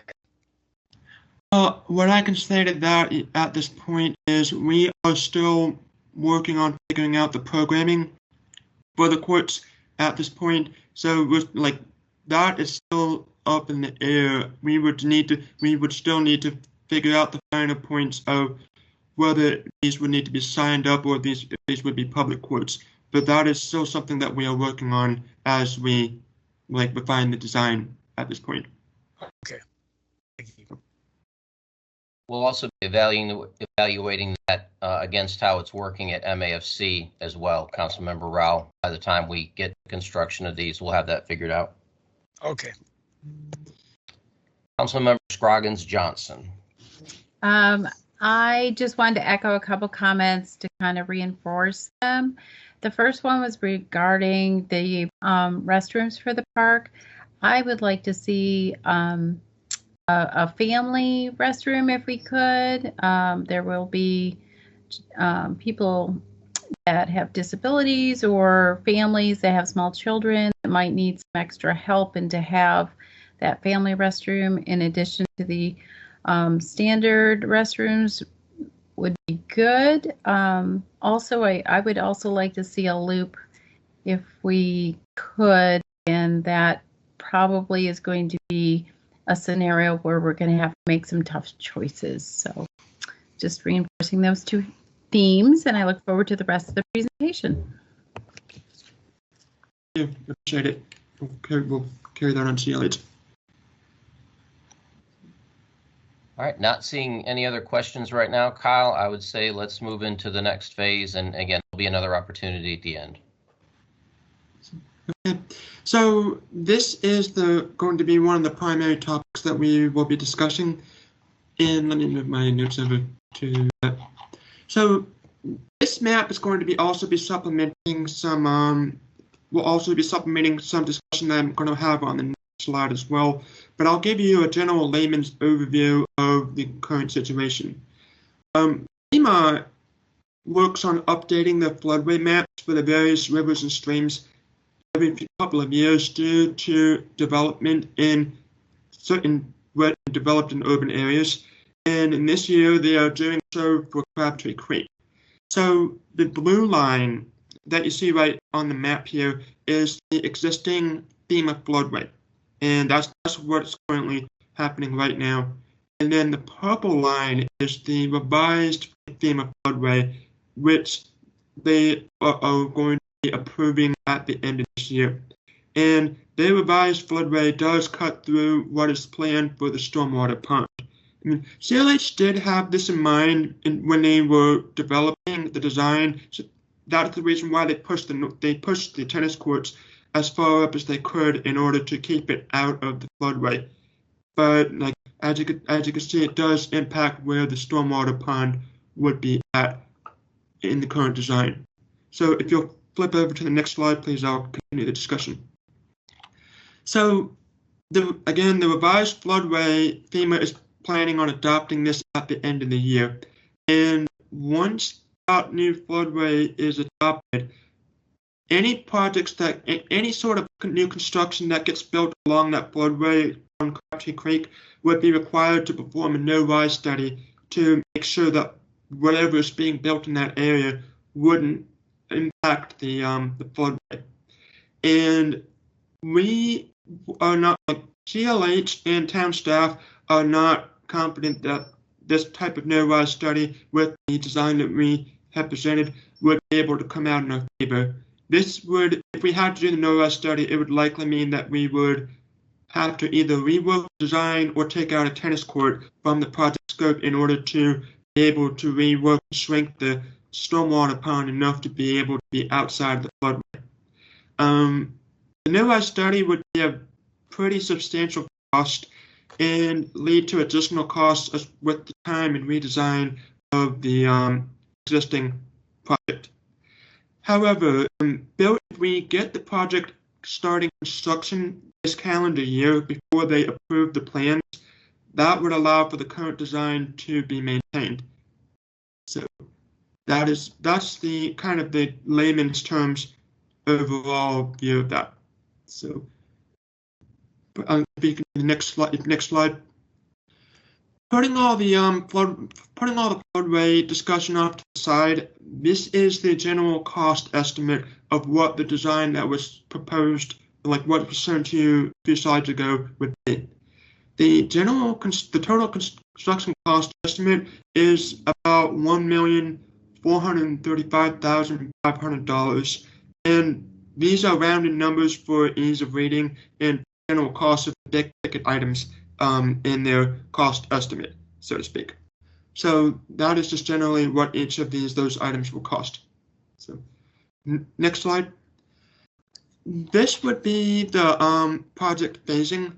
We're not currently recommending project phasing at this time, but if we had to break out the project in order to make it work and get constructed this calendar year before the FEMA floodway adjustments happen, this is what our current option would look like. Phase 1 for the court area would be roughly $1 million and $4,000 onto that, or roughly 70% of the full cost. The Phase 2 would come in at around $430,650, or roughly 30% of the full cost. These numbers are ballpark estimates. There may be some additional costs related to some having to double up a couple of things like grading or mobilization or just general site work and getting things on and off site for each phase. I'll close out my presentation by saying that this was just to present information, and we will be back for an authorization for funding at a future council meeting for the based on this cost estimate in this design. So next slide is general questions. I'm happy to help reiterate anything in the presentation or try to clarify any other further questions that you all may have. Mayor, if it's all right with you, before we go to questions, I'll offer a little bit additional in regards to why the calendar year is an issue right now, if that's okay, sir. Yes, please go ahead, Mr. Zudema. So, as you will recall, this is has been anticipated to be a bond project. Again, the initial cost estimate was approximately $1.5 million. Our current estimate is a little bit under that, which is good news. However, the bond that we anticipated paying for this had originally would have been a 2020 bond referendum issuance. And so the anticipation was moving directly or seemingly directly from design into construction in calendar year 2021. So with that, the issue with the floodway modification by FEMA was not a concern, because as long as we break ground and have our project underway before that modification to the floodway is adopted, we are essentially grandfathered, as Kyle indicated. However, with the bond being potentially delayed to this fall, we now have a timing issue in the sense that we need to, or it's advantageous to certainly start this project prior to the adoption of the new floodway line that does, Jeannie, if you could go back up to that map. Thank you. So you can see that, and you've heard before from Kyle and from Lauren and from Jerry, that the site is very tight as far as fitting in what we're trying to accomplish in this area. And so we're right up against the buffer. We're also right up against the original floodway line, and you can see how that blue line there really touches up against the corner of the stormwater control measure. So the challenge we face is that if we don't begin construction to get grandfathered, as Kyle explained, then we're subject to the purple floodway line, and we can't build that stormwater control measure in the floodway without doing that no-rise study. And again, we anticipate that that would result in having to shift that stormwater control measure, and that would result in shrinking some aspect of the project. Going back to your question about the trail and the impervious surface, we face the same challenge in that we really have almost no room to grow that stormwater control measure, even with the current floodway line, to accommodate additional impervious. The other options that are out there become very, very expensive, and that's essentially underground stormwater control measure, which would likely be placed underneath that parking lot. And again, that is a significant increase to your project costs. In order to do that, it would also be a lot of redesign work and would delay the project. So we wanted to share this with you so that when we come back to you, we'll be considering some other funding options for this project other than a bond, so that we can continue it forward, staying ahead of the floodway revision to maintain the current design. We heard from you tonight that we need to revisit the loop of the trail, and we will do that. And we will also confirm for you the actual design and capacity of the two restrooms that are there. I believe they'll meet your expectations, but I want to confirm that with CLH before we say that to you for sure. But we will revisit the loop of the trail, understanding that you're interested in having that occur as well. With that, I think I see Councilmember Rabati with a question. Yeah, so could you provide some background on the FEMA floodplain situation? Because it doesn't seem to me to be a great idea to rush into development to avoid a potential floodway revision. It seems like if there's going to be, like, does that mean that it's going to flood up to the purple line now, but we can build tennis courts if we start them this year? Like, what does that mean? So what FEMA does is they come in, and Kyle can correct me if I'm off base, but FEMA will reevaluate every few years based on other development that has occurred and what their best estimates of where that 100-year flood line could go. So they adjust for that based on what they expect it to be. So I would not say that we rushed into this. We went into this project wanting to do this design in this area, and we're working off of the existing buffer that was in place, or the floodway line. So it wasn't that we had all along been rushing to get ahead of it. The timing was such that we were building to the current floodway when this design started a little over a year ago. And so now we just are in a situation where, because the potential timing of the bond measure that was intended to fund it has changed, the delay could have an impact from where this floodway is. We don't believe it will be a significant issue in terms of any impact on what we're designing or the usability of the courts. But we would have to accommodate it in our plan if we don't start construction this year. But it looks to me like the floodplain is, like the flood line is going to be right next to the tennis courts. How will that not affect the usability of the tennis courts? That will be, we will maintain when that's installed, that will be above what we anticipate that line to be. So I can't tell you that it would never be touched by water, but I would tell you that we would not anticipate that it would routinely be touched by water, perhaps never in a given year. So it could come up once or twice depending on the level of storms that we see. Okay, and what would be, supposing that the tennis court flooded, what's the remediation of a flooding tennis court? Do we just scoop the water off with a broom and go back to business, or do we have to repave it or something? Or I don't know that much about tennis courts, to be perfectly honest with you. Kyle? So yes, there are ways to be able to clean that tennis court. It's just tennis paint isn't usually all that. It doesn't wash off that easily. Usually the surfacing, depending on how long, or if it could potentially get scratched up, potentially, but depending on how high the water gets, or if there's some sort of debris in it. But personally, I don't think that there would be an issue if there's like water over top of it. That would just be, we would have to be able to clean that off. We would be able to work with Public Works to find a solution to be able to clean that off or repaint it if necessary. Okay, all right, thank you. Councilmember Fender? Yeah, a couple questions. So what is the cost of a no-rise study? We don't have a specific cost available at this point, but it is a very, very substantial cost. So unfortunately, CLH would not be available to be able to.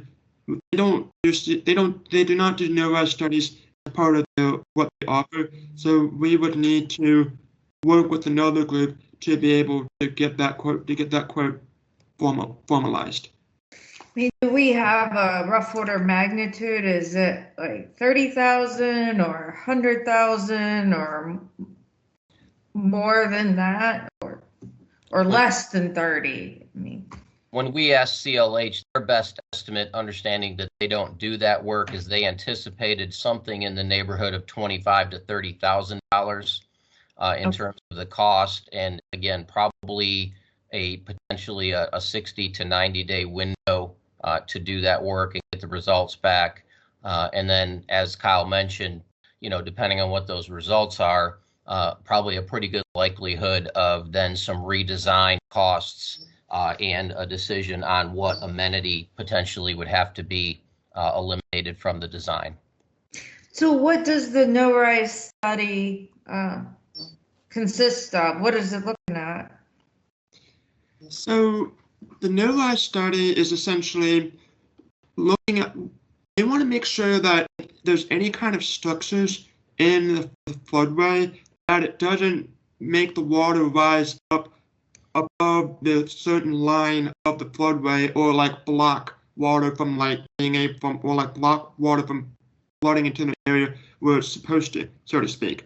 For example, in Lake Crabtree, since that's a flood reservoir, I need to make extra special attention to what's upstream from that. Make sure if it floods, there's enough room for the water to be able to be gathered in that outer flooded zone. Does Does that kind of answer what your question is? Yes, I'm just curious though, because the structure that we're wanting to build in that floodway is a stormwater measure. Would that necessarily cause more flooding? I would say with the current buffer, no, like with the current lines that it is now, most likely it would be minimal. But with the new line, with the way that the grading is done on the site, there may be some impact on that would be captured in the new rise study, which could potentially lead to them asking us to rework the design in order to accommodate the flooding levels that they need. Can the stormwater control measure go somewhere else? Can it go, is that the east side of the tennis court? Does it have to go in that location relative to the creek? We picked that location the CLH developed that location for the stormwater pond to try to minimize the amount of trees being taken out of the design. So they were trying to save as many trees as they could in that existing stand, which is why they developed it in that open spot versus off to the eastern or the western side of the tennis courts. Okay. Thank you. That's all I have for right now. Thank you. Mayor Colley? Yeah, our parks are obviously a little bit challenged with the flooding. You know, Cedar Fork District Park sometimes floods completely and is still very usable when it's not underwater. So I think that this will be the case here as well. I think the sooner we're able to do another groundbreaking for this really important amenity that the citizens have been looking for and residents have been looking for since 2012, I think this is a really positive step. I'm hopeful that when staff brings back a way to fund it, we can maybe use some of our existing PIL to speed things up and maybe get some reimbursement from bond proceeds. If we have to do some kind of decision or resolution about that, I'd support that. But I think that this is a good thing to keep moving forward as quickly as we can. Thank you. Those are my thoughts. Thank you, Mayor. Councilmember Rao? One question I have is, in our smart city initiatives, we have a connected parks initiative, and there's been some talk about sensors that would be able to monitor flood levels. Would moving forward would our future parks be working on our smart city initiatives with our CIO and the staff, IT staff? Yeah, our goal is ultimately to expand that program to wherever it's practical. We have not had a specific discussion, to my knowledge, about this site initially being engaged in that, but I anticipate that all of our parks would be considered for that. Thank you. Mayor Johnson? So thank you, Brandon and Kyle. My questions are related to timeline here now, as you said, we need to break ground this year. So how quickly are you going to be able to bring back information to us, and then how quickly are we going to have to react? So I think you have time. We're not here to suggest you need to make a decision. We're actually asking for no action tonight. We wanted to make you aware of this and let you know of some of these proposed changes to the design. So, you know, we have time. We already have submitted for permitting, so this is already under review. So there's a lot of, we're already on a second review, so we're well into that process. Doesn't mean we can't revisit what you've asked about tonight. But so we are not, you know, pressed where we need to be back in 2 weeks and have an answer. We do have some time to be able to wrap this up, to get permitting still done and still be able to advertise and, you know, potentially start construction sometime in the fall. We're going to talk with CLH and Parks and Rec staff and also with Public Works about timing on that and what that would look like from another standpoint. So, sorry, long answer to short question. You are not pressed for time as of right now.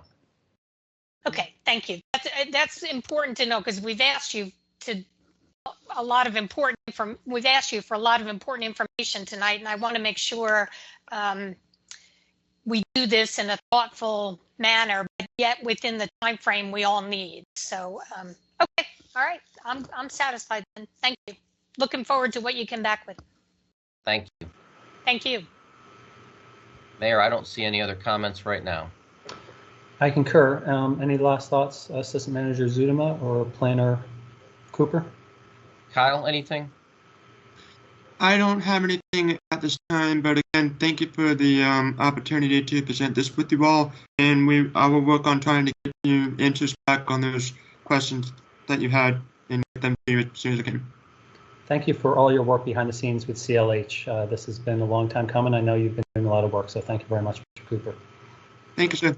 Appreciate it. Okay. Our next work session item will be facilitated by Jeannie Hooks, our Director of Management Services. Ms. Hooks. Good evening, everyone. So this is probably my most favorite topic, as most of you probably know. I love to talk about it this time of year. You can't shut me up about it. So tonight is going to be one of those nights where we just start planting some seeds with you. We're kind of giving you a flavor or a big picture of what might be coming your way.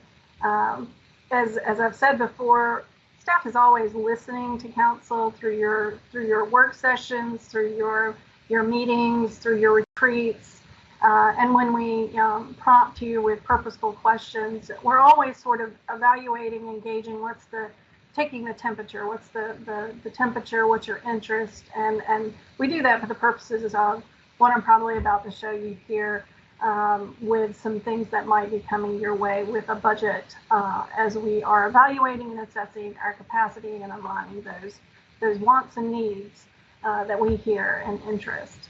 So the topics we're going to discuss tonight are really a very high level, observed trends and factors, high level big picture initiatives that might be potentially a part of a recommended budget. And then I'll just touch on a few special topics and then just sort of open the floor for council to sort of take it in, see how you feel about it. Is there something that might be missing, or just general discussion? Staff's not asking for any action tonight. I will do my formal disclaimer. This is not a budget. This is not a recommended budget at all. We are in the process of working on that. But these are the things that we're seeing come from the departments after hearing and listening to council the past few years, and things that we think are going to be coming to the surface that they're working on.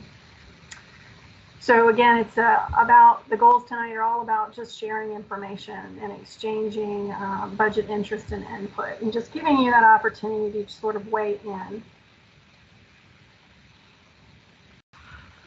So the first thing that I would touch on is a few observed trends and factors. I won't go over every one of these, but I'll just call out a couple of them. Turnover is something it's important to monitor, because for the purpose of retaining and recruitment, you want to be able to retain that knowledge base, that investment you make in your workforce. It just makes for a stronger organization.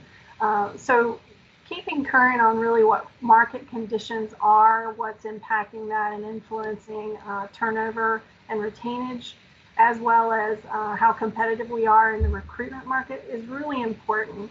And some of the things that we try to focus in Morrisville on to make sure that we are competitive is having competitive salaries, that we have strong benefits, and we really are developing our workforce and investing in them, because we know our workforce, what we put in them is what we get out of it in return and outcomes, in aligning to and fulfilling those strategic visions.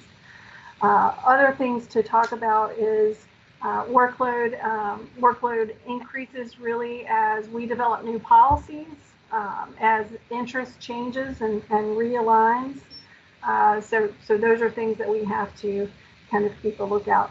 In terms of turnover, our current year turnover, COVID impact, it's actually a little less than prior year. If we take out retirees, current year to date is probably around 8.5. Prior year was 11.6.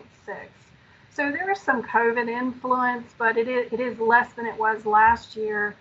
Just means hopefully people are wanting to stay where they're at because we have a good workforce, good benefits. Some other things just to mention, March, there was across the board, this is more economic type indicators, but there were reported job loss in certain specific areas, and some of that we're seeing as we do our economic scan for budget development is we're seeing some of that job loss in education, those health services, and there has been reportedly some loss in government, I think maybe in small areas. There's also been actually some reported gains, interestingly enough, and those tend to be in your information technology arenas and in your construction arenas. Now, if you think about that with COVID, we've had to learn to be technologically savvy, and we've had to leverage those resources and be smart about it. So it sort of created an impact there that the information technology field might be experiencing some job gains. And of course, as the weather starts warming up, construction starts warming up. So that's another area that might be experiencing some expansion in the recent March indicators. Overall, I'd say the biggest loss in jobs is obviously in that leisure and hospitality area overall as far as COVID impact. North Carolina is actually faring a little bit better in this year in terms of unemployment as compared to prior years. While it's still low, in January it's not as low as it was in January 2020. So we sort of have a little bit of a mixed bag there. So let me move on to the next one. So again, in talking about a COVID economy, that's sort of really what we're in. And what that in simple terms means is we still have a lot of uncertainty as to the influences in our economy and things that are affecting it. Consumer confidence is sort of up and down. It's not a steady trend, not a recognizable pattern.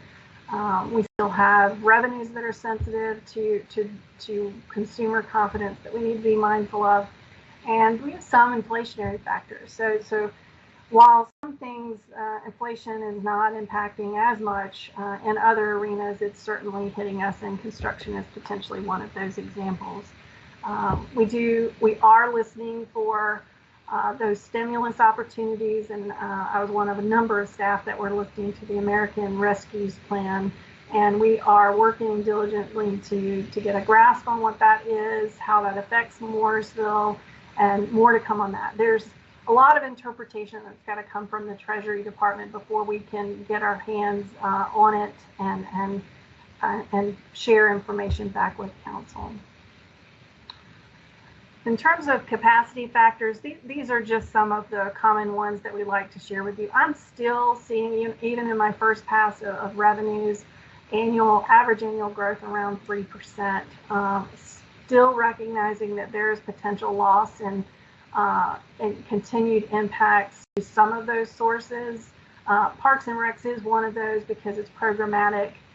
It's limited by the restrictions, but hopefully, we're hearing some of those restrictions lighten up, and we're going to be able to do a little bit more of return to some level of normalcy on that side, hopefully soon. And of course, interest earnings is down, but there's offsets to that.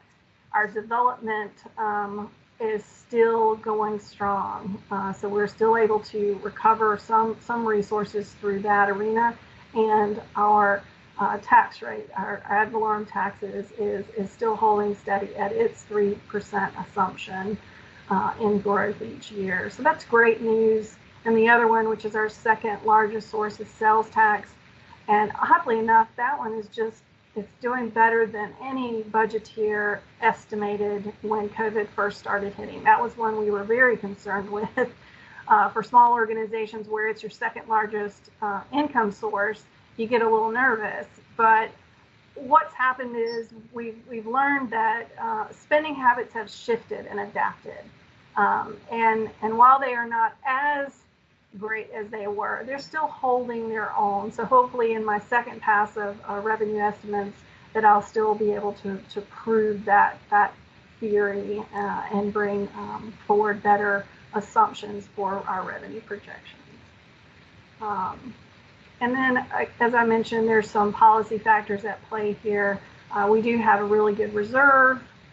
We have a great debt ratio, and we have other reserves at our disposal. And what that means is we're financially stable, and we have some capacity to work within. But we have to be smart with that. We have to be prudent and make sure that we pay attention to the indicators that are out there and be fiscally responsible in managing how we build a budget.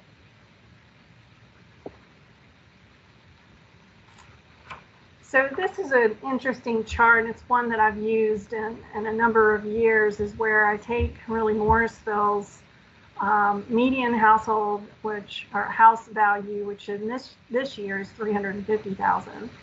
And I hold that static across all municipalities, and I compare municipal cost. Now, this is just municipal cost. Doesn't include the county cost, but this is the things that you control. And so, interestingly enough, with reappraisal, our value and how we set our tax rate, and the other fees that we have, or in some cases, fees that maybe we don't have that are absorbed in our tax rate, Morrisville tends to fall in terms of the total cost for that household, perhaps at the bottom as compared to other municipalities. And all of us do this, and you can take different approaches to this, but to try to create some apples to apples, I took the static slice of the 350 that represents a Morrisville household and ran that across for all of the Wake County municipalities. Interestingly enough, when we are talking about assessing stormwater fees for the future, you'll see there are a few of us that do have a stormwater fee. It doesn't mean that the others don't have a stormwater program. So I wanted to draw that out a little bit. That just means that in speaking with Ben Mills and how they have conducted the study, it means that they're actually absorbing their cost or paying for it as a subsidy of the general fund. I'll say that when you create a new program like a stormwater program, it can be incredibly hard if you don't establish a fee with a new program to go back and try to add a fee. It can be very difficult. So Morrisville sort of got in front of that, as did some of the other municipalities that established a fee to be able to pay for this enterprise utility effectively and be able to track that one-to-one cost, the cost as compared to the revenue source that's meant to pay for it. And it's no longer subsidized by the general fund. And it was a very small subsidy when we first got things going. I will note that there are a couple that are actually looking to actively establish a fee, and Apex is one of them. Carrie has talked about establishing a fee in the past. I assume that they are continuing that conversation, but they have not established one yet. So interesting slide. It's just a perspective of how to look at data. In terms of what's our playbook for the year, so this is a slide I've actually shared with you before, and it's worth repeating. I do not feel that the game plan's changed. When I go and I do some economic scans that I've been working on to check on the indicators for our economy, we still need to be conservative and purposeful in our approach that is practical under the conditions that we're aware of.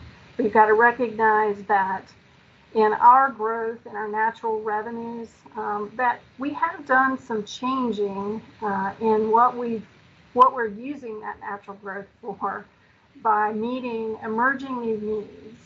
And what would that be? Well, that would be things like smart cities. That would be your shuttle service. That would be sustainability. Those will be some of those new emerging things that are aligning to our strategic plan, but they're new service-oriented elements that create operational cost. And that is taking up more of your natural growth in revenues and is being absorbed. And what that does essentially, it just reduces what you have left over to align to new initiatives or one-time project and initiatives to get things done and aligned to your strategic goals. So those new and emerging interests are important that we acknowledge them, that we find ways to do that, but we also have to balance that it does utilize and take up some of our resources. We have to carefully really consider, while we have a healthy fund balance, we need to carefully consider the future use of our fund balance. And why do I feel that way? Is because based on our awareness of our revenue losses that we have experienced, it was close to $1 million last fiscal year.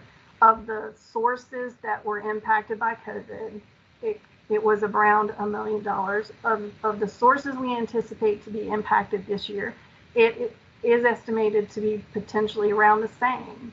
And most of those this year are actually coming from the Parks and Rec department and some other revenue sources such as interest earned.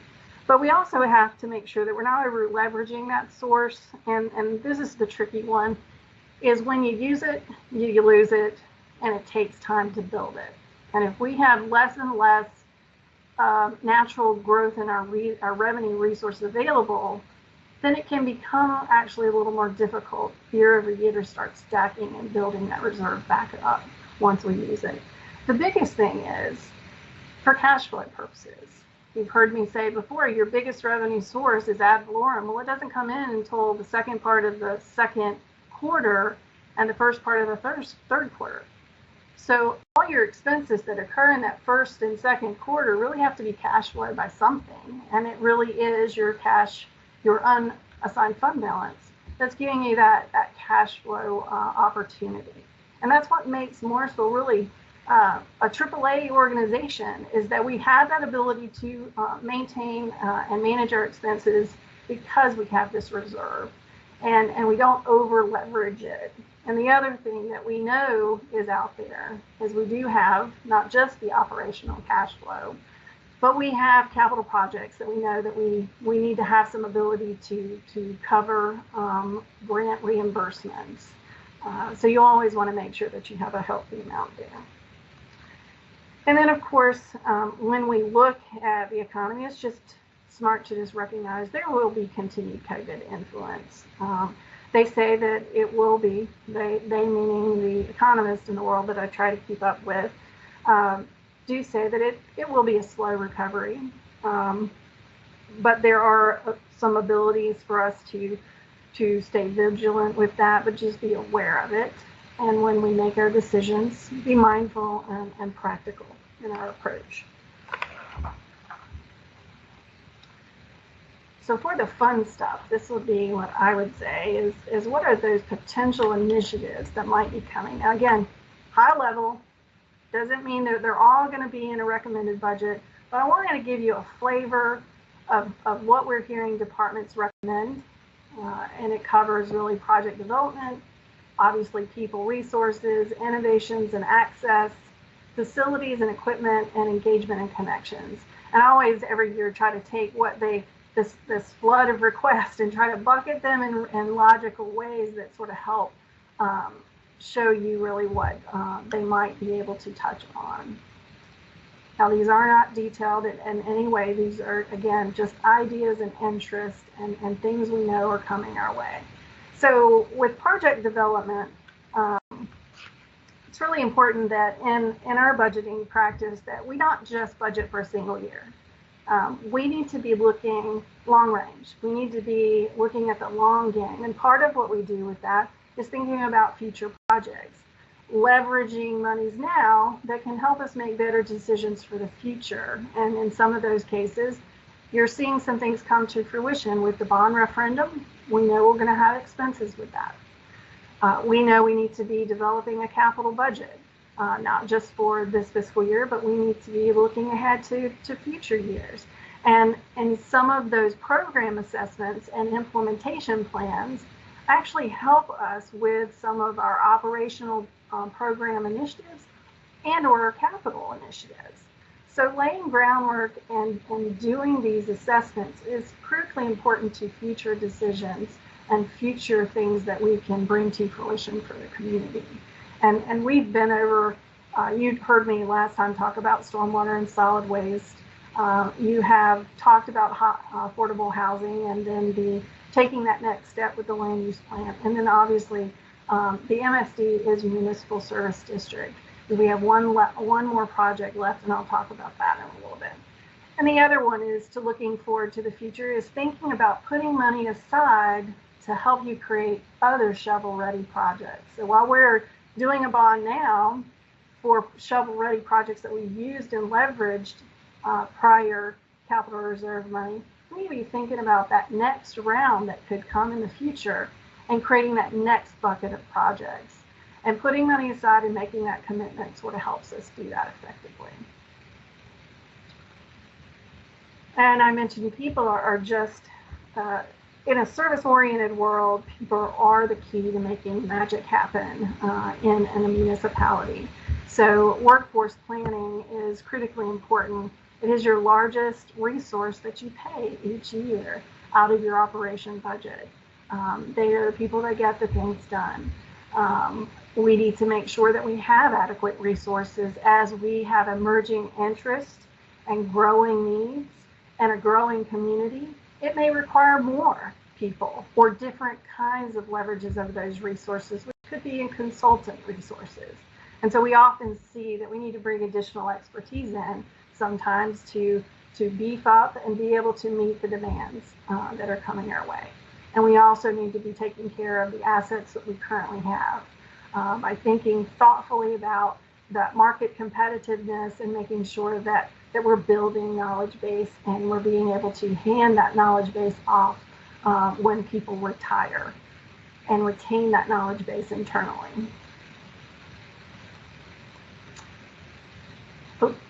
Innovation and access, this is that emerging field. This is the one where new things, great new things are happening. And I always say Morrisville is such a small municipality. It's lean, it's a lean machine, and it keeps up with really municipalities that are twice, if not 3 times our size. And we're often compared to municipalities that are larger than us because they're surrounding us. But we are an awesome organization that thinks forward, strategically forward, and investing dollars in innovative, technologically savvy areas that just make us cutting edge. And that's smart cities, that's sustainability, that's how we communicate with our community folks in different ways. And we do a lot in leveraging those strategic, innovative ideas and thoughts for a small organization.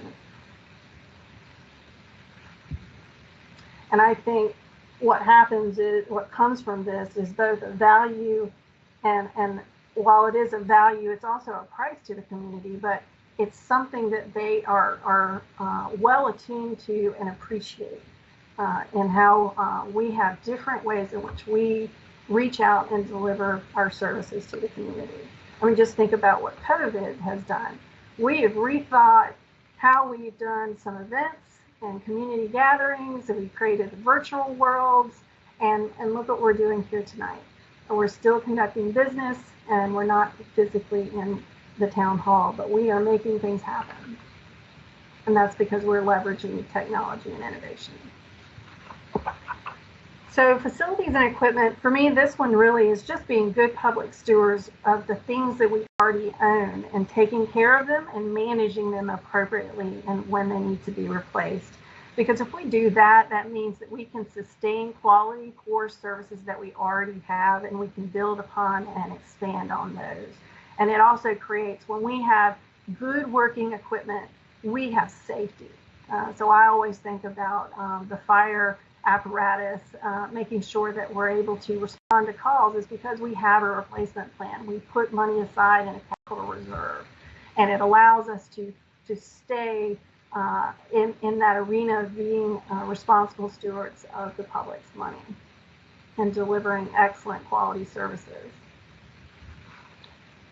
So for community programs, this is another one of those emerging and new interest that Morrisville is working towards addressing that does have impact to your overall budget, operational budget. But you have a new shuttle service that we're working towards implementing. We have different and expanding part programs. We heard you loud and clear of cultural and public art. We have just opened the senior center. That was a new one that we were working on that's coming to fruition. Now we have to operate it and program it. And then we have other outsourced services that we're maintaining, but they're growing because the community's growing. Not just inflationary impacts here, but because our population's expanding, our service level base has to expand. And solid waste and landscaping are several of those things. So just think about it, if you add a new building or a new facility, in this case, the senior center, you do impact your operating budget in these areas where you have to sort of account for that and catch up with that. And then, of course, we have learned through COVID some very valuable lessons that our community is residential and business, and that the business community has a need, and one of those is reaching out to those small businesses and developing some programs and outreach there, and taking that to the next step. So COVID, some lessons learned. We'll go through all of them, but I've spoken about technology and just being the adeptness of our technology has been critically important. And our adaptability in Morrisville, it's been phenomenal how not only our staff and council has adapted to this changing circumstance that we've had to deal with, but our community has changed and adapted quite well. I think Morrisville is very fortunate to have the group of people that it has living here, because they have embraced really the lessons of COVID, and it's helped us partner together, I think, more effectively in making our way through COVID, and hopefully getting on the other side successfully and safely.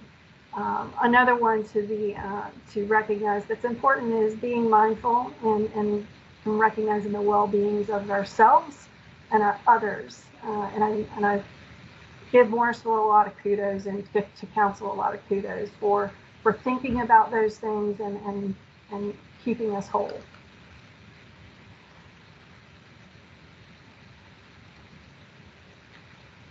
So just some special topics to touch on. I mentioned the municipal service district. This is that service district of several communities that are a part of this, that petition to be a part of this district, that pay an additional 10 cents.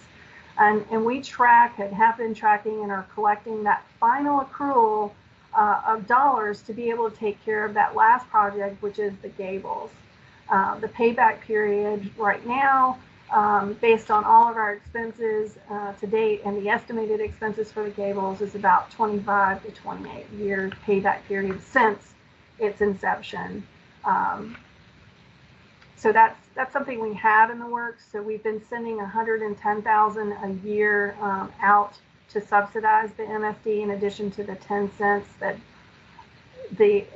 really what you get in revenues for the 10 cents is roughly about $100,000. But there have been some thoughts of how you can escalate this, and generally it is more support from the general fund is a possibility.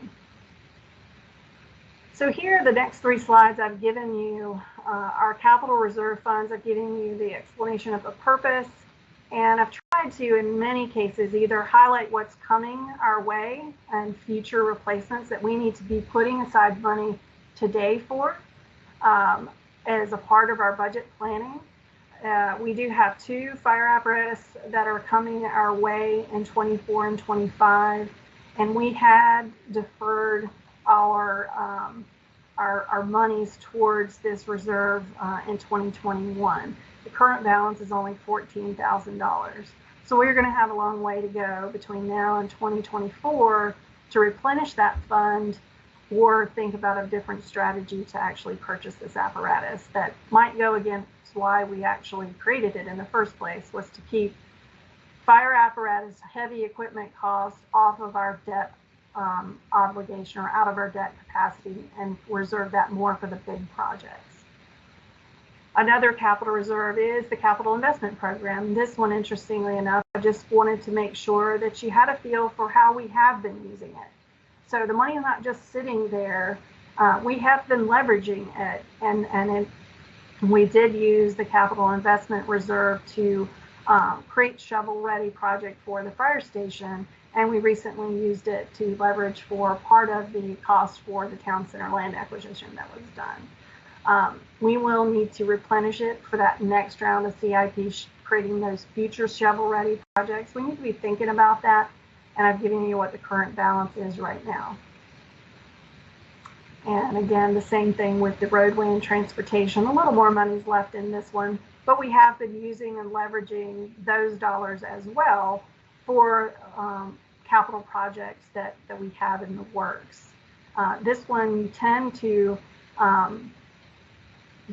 it is the equivalent of 1 cent is what you can allocate each year. You have in the past year allocated more than that.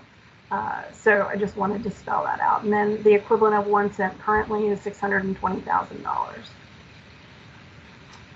So with that, I'm going to offer up to see if the town manager page, since this is really planting those seeds for a future budget recommendation and as we work to evaluate and align and build a budget, recommended budget, to see if the town manager page would like to offer any additional comments before I open the floor for some questions or just general discussion based on what you've heard.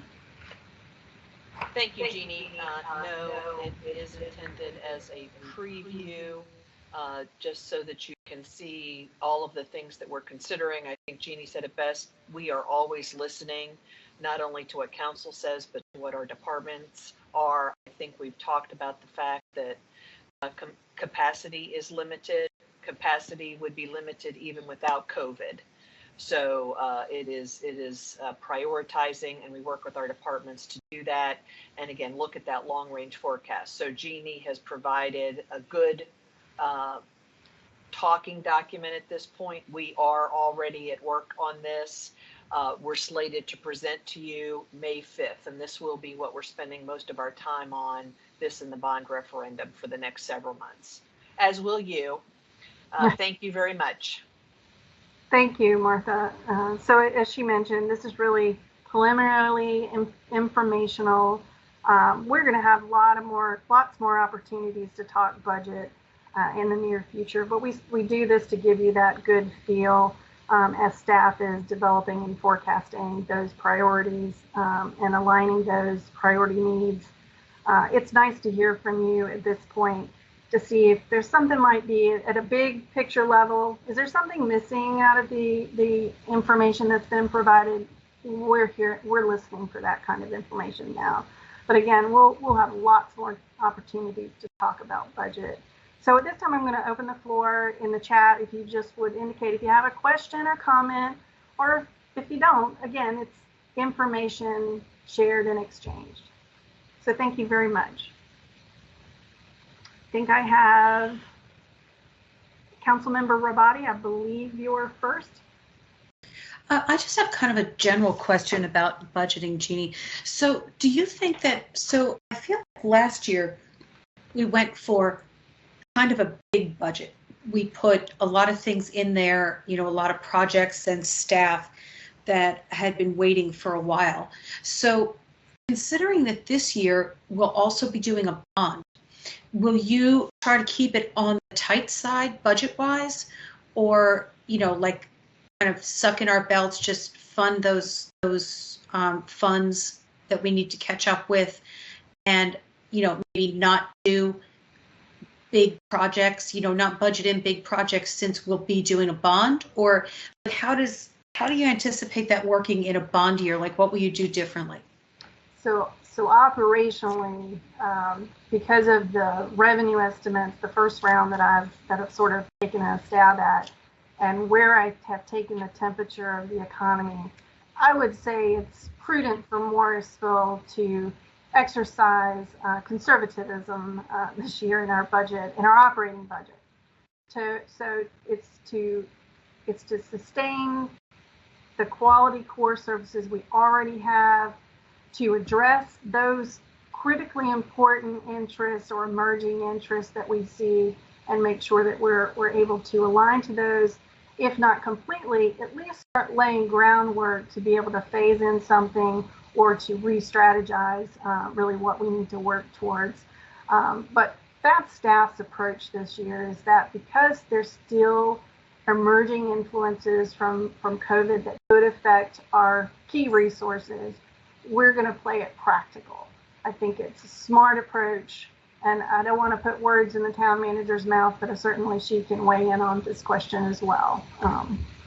That's how I would frame that, Councilmember Labonte.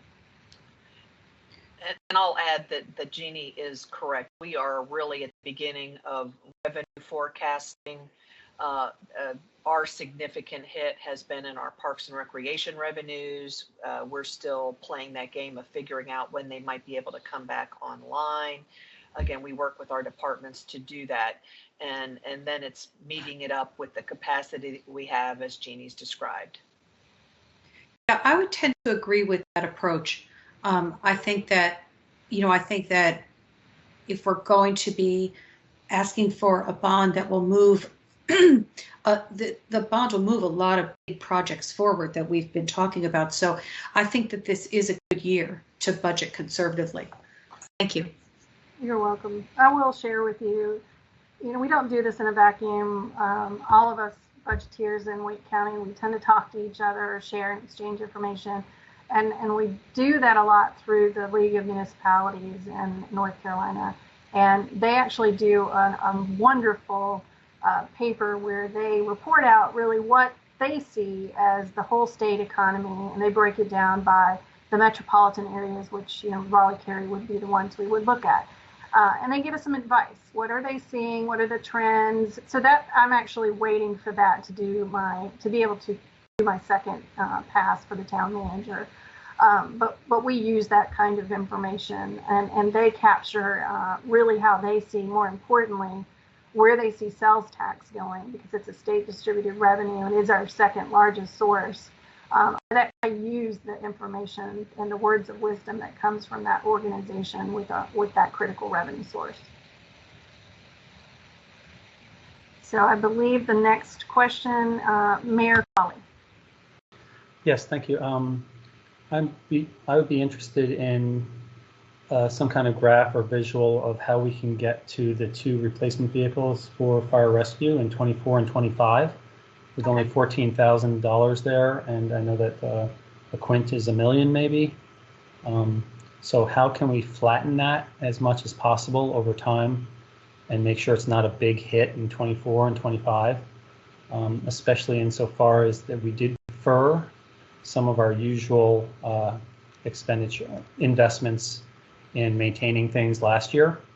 So how do we plan on making that up and catching up so that we're not mortgaging our future, but making sure that we can continue on the important projects that the residents are clamoring for now? Yes. So I know that we might be asking for 2 or 3 cents for the bond, but that doesn't necessarily rule out that there might be a little bit more adjustment necessary in order to catch up or to keep us moving forward. So I just want to be open and honest and upfront about, if we're going to meet the needs of the residents, we need to just look at the needs of the residents and making sure that we're not falling behind too much on our regular infrastructure and our assets. Thank you. Thank you, sir. Any other questions or just discussion points at this point? Mayor Pro Tem Johnson, you have a comment? I do. Jeannie, thank you. This is really helpful.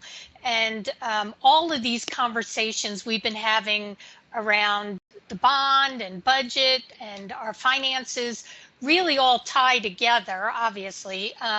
But the item that always keeps popping up, and you do emphasize this in every conversation, is that we do all our financial budgeting and projections in a very conservative manner so that we are able to be as accurate as we can be. and when we talk about being honest to the public. So I appreciate that. And the other thing, and it has served us well for many, many years. And the other thing is that this annual 3% growth rate is critically important in everything we do, in maintaining our AAA bond rating, in the ability to borrow, the amount of bond money we can borrow, and how we operate. And so I just think it's important to kind of point that out. If we didn't have that annual 3% growth rate, if it was something less, we would be in trouble with the amount of projects we're trying to do, the amount of money we're going to borrow. It's that 3% annual growth rate that is important. Now, of course, sales tax is equally as important, as you told us, second largest revenue source we have, but that one is so unpredictable that and it was a little scary last year, wondering how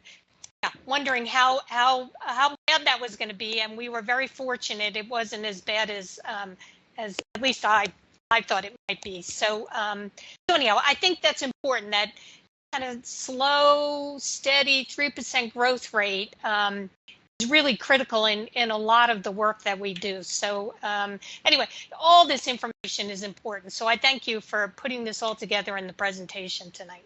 You're welcome. And I would add the 3% is, you could directly correlate that to your growth in tax base. So that just tells you that your tax base growth is an important, significant engine to Morrisville, and that is why I spend so much time focusing on that and how it grows and what's contributing to that, which is development and how the market changes. And it's a great thing that we're at a 4-year revaluation period cycle than an 8-year.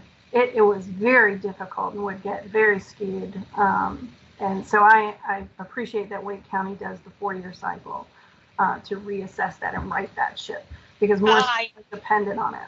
I agree with you. The 8 years was, well, especially the eight years in the past couple of decades have, these were the boom years in the triangle. So yeah, the 4-year, and quite frankly, I think the boom years have not ended. I think, regardless of what Morrisville does, what we do here in the town of Morrisville, around us is exploding. I mean, we heard it this week with all the announcements, with Google coming, with 750 plus jobs, with the Fuji film Diosynth project was going to be 1,000 jobs. So, it is just exploding around us. So anyhow, thank you. I agree. 4 years, much better than 8 years. Yeah. And Morrisville is just sitting in an economic engine that oftentimes is, when we face economic issues, we have some ability to be somewhat insulated. I think COVID is a bit different than your typical economic recession, but something that we're looking and monitoring for. Councilmember Rao, I believe you have a comment. Yeah, most of my points were made by the Mayor Pro Tem, but just to pick up on what she said, I mean, I think, I think the recovery, as we emerge from the pandemic, is going to be quicker in terms of, once we get herd immunity. I think you're going to see shops and restaurants fill up quicker, people going to movies, and I think it's going to rebuild a lot of that, sales tax revenue. And I think the opportunity for Morrisville moving forward, I think, is as we get the Googles, thousands of jobs, Fujifilm, in Holly Springs, there's expansion in RTP, a number of the technology and life science companies. I think there's an opportunity to get those people that work here to live here and to dine and recreate here. And so I think our location can really help us do what I think is break away, right? And really, we're lean and we're flexible and we're small. And I think that we can shift our economic development efforts as well. So I think that the future, this was an unexpected turn of events, but it might very well have been something that has positioned us even better for the future. So, thank you. Yes, thank you. Lots of lessons to learn and good takeaways and through any experience. And I think Morrisville definitely has taken note of those things where we need to. Any other comments before I wrap this up and move us to our final item, or hand it back to the mayor to move it to the final item? All right. Well, thank you, everybody. I really appreciate the time, and we will be talking more. Indeed, we look forward to it. Thank you very much, Ms. Hooks. Great presentation, and we look forward to going through this process once again with you. We're getting better at this every year. At this time, I'd like to recognize Will Glenn, our Communications and Outreach Director. He will facilitate our final work session discussion this evening. Mr. Glenn. Good evening. Can you guys hear me well? We can. Thank you. I'm also streaming and meeting, so I've got laptops, multiple laptops and phones going on. I wanted to make sure. But it's good to be with you all again this evening. I'm Will Glenn, the Communications and Outreach Director. I'm very excited about our Engage Morrisville platform and the possibility of the software that's going to offer us as well. I'm going to give you some background on the project for those who aren't aware. I'm going to hand it off to Brianne Gill in a second, our Community Relations Liaison, to kind of give us a little good demonstration of what the platform can do and what it's going to do for us. So some of the background, as you may know, this stems from a project that we did in 2019. We were part of an innovation cohort that was sponsored by the ELGL and also Urban Leap. And some of the nearby communities that were in it also are Roseville, Hillsborough, and also Sanford. So the cohort wanted to find better ways to engage the community. And the idea was to, I guess, do a pilot of sorts of the community engagement platform. They interviewed several companies, including Polco, and Bang the Table was selected. And some of the goals of that was to increase participation in community initiatives. But the key, I would say, was to increase dialogue between government staff and our citizens. So that's our main goal with the platform. And we wanted to do that outside of social media, whereas I will say that social media is, to a degree, two-way communication. We wanted to have these conversations outside of that, just another way to focus on 3 to 4 items at a time to have dialogue with the community back and forth. And we're doing this, as Brianne's going to show you in a second here. There's basically 8 engagement tools that the platform is capable of utilizing in their forms, ideas, places, stories, guest books, questions, polls, and surveys. I know you guys got the link in advance and had a chance if you had time to look at it. So I'll pause here, hand off to Brianne. When she's done, I'll come back and kind of give you, on a very high level, just some of the key points of the guiding policy we put together, and also talk about some of the things we're doing to get the word out. That's going to be key, just driving folks to the platform and building that engagement and building that following. So I'll pause now and let Brianne take over for a second. Good evening, everyone. Thank you, Will. You explained that very, very well. I am Brianne Gill, as Will stated, and I have the pleasure of serving as a community relations liaison as a part of our communications team. Can you all see my screen? Yes. Okay, perfect. So I'll just direct you just through the site just really quickly. As you can see, this is our home screen of our Engage Morrisville site. And here to the right, we have a quick message. Welcome to Engage Morrisville, the town of Morrisville's community engagement site. Engage Morrisville further extends our priority of connecting our town departments to our community. Visit the tiles below to learn more about the projects going on and to share your feedback. We look forward to hearing from you. So here you see our 4 main projects, projects in relations to the site, as our cohort calls them.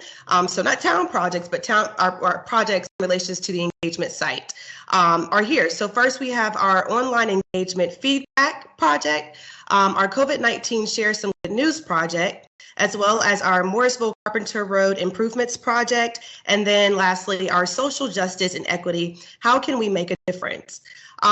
For time's sake, I'll go ahead and I'll just quickly allow you all to see what really entails in each project. So here we have our online engagement feedback project. Here, this project is really just, it presents the opportunity for our users of the platform to provide us with some ideas of what are some things and topics that they would like to see on this pilot program. So here to your right, you see we have our communications team, just so our users know who all is listening. And this will be, of course, our team that will be engaging with our users on the pilot program.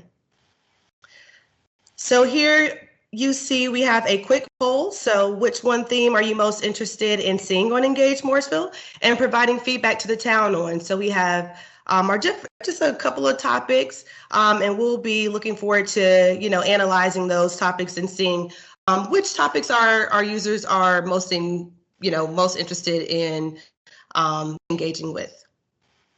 So that's one tool. That's a quick poll tool.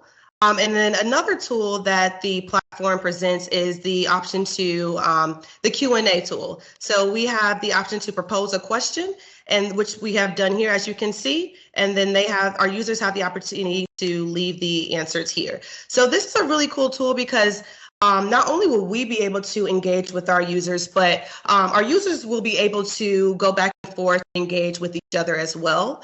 So that's a really cool opportunity that this platform presents as well. So here you can see we have a couple of ideas left, so they can leave ideas as well as propose a question. That's 3 different engagement tools within this one program. Excuse me, this one project. So we are back at our home screen. Here we have our COVID-19 Share Some Good News project.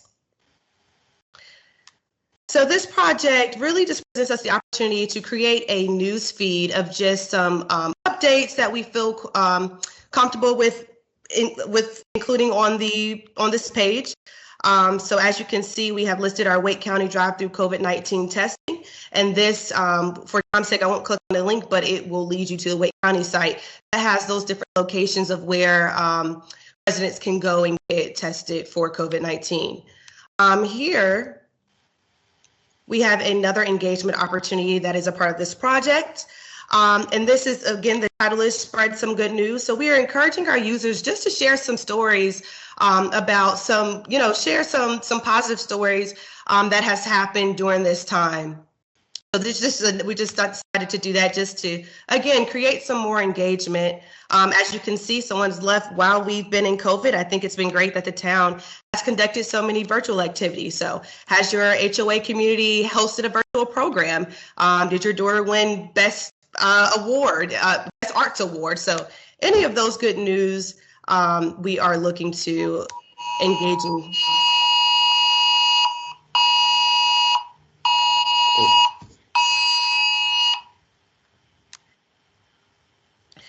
So next we have our Morrisville Carpenter Road Improvements Project. So we'll click our Engage Here icon.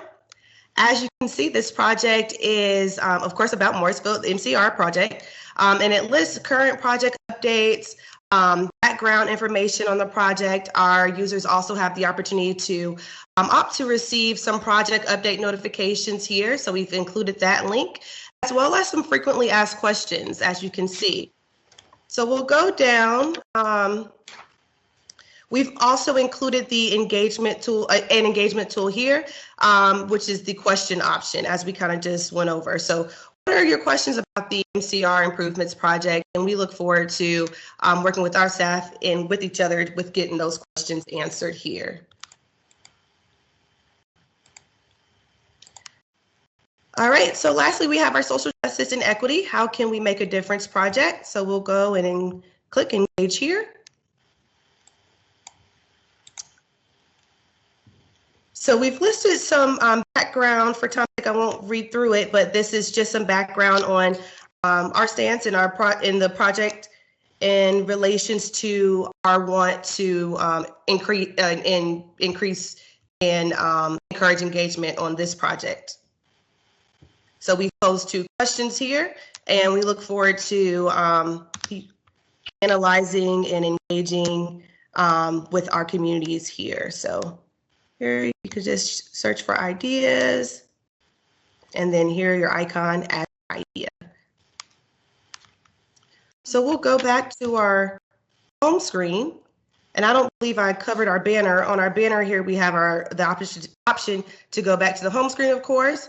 We also have the option to go to the Town of Morrisville's website here, and then here is another COVID-19 update icon that will lead them back to that COVID project. So here we have listed some key dates. As you can see, we have our town council meeting listed, as well as our upcoming Easter egg hunt. So we can list a couple of dates up here, and we'll just continue to update those just so that our users can stay informed. The last thing that I'll cover really quickly is the opportunity that the website, that this engagement platform presents. As you can see, I am logged on under my username, but I'm going to log out really quickly just so you all can see. This is of course, this is where you sign in, but the engagement site presents the opportunity for our users to create a profile. So as you all, I believe everyone's pretty active on social media.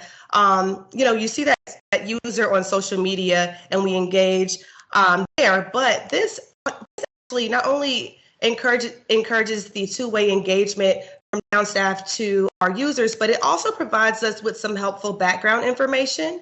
And all of that information we will be able to see on the back end. So, of course, data is very important, and we use it a lot just to kind of increase our outreach efforts. So that's one of the really cool things that this engagement platform presents.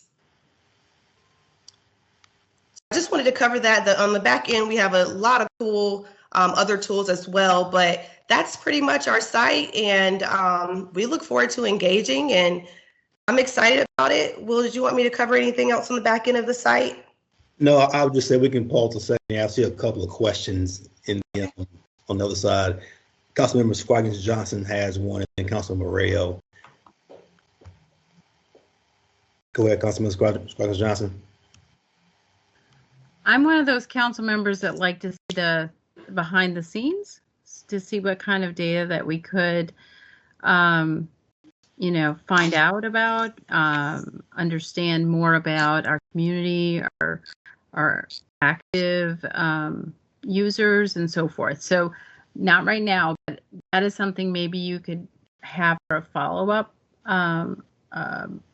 reports that might be available. Yeah. Kind of insights that we might be able to acquire. We do a lot of surveys in our town, and is this a tool that we would be able to use as a survey tool? There might be some bias of people that sign up or don't sign up, and what expectations could be met with using this tool in a partial way, kind of thing.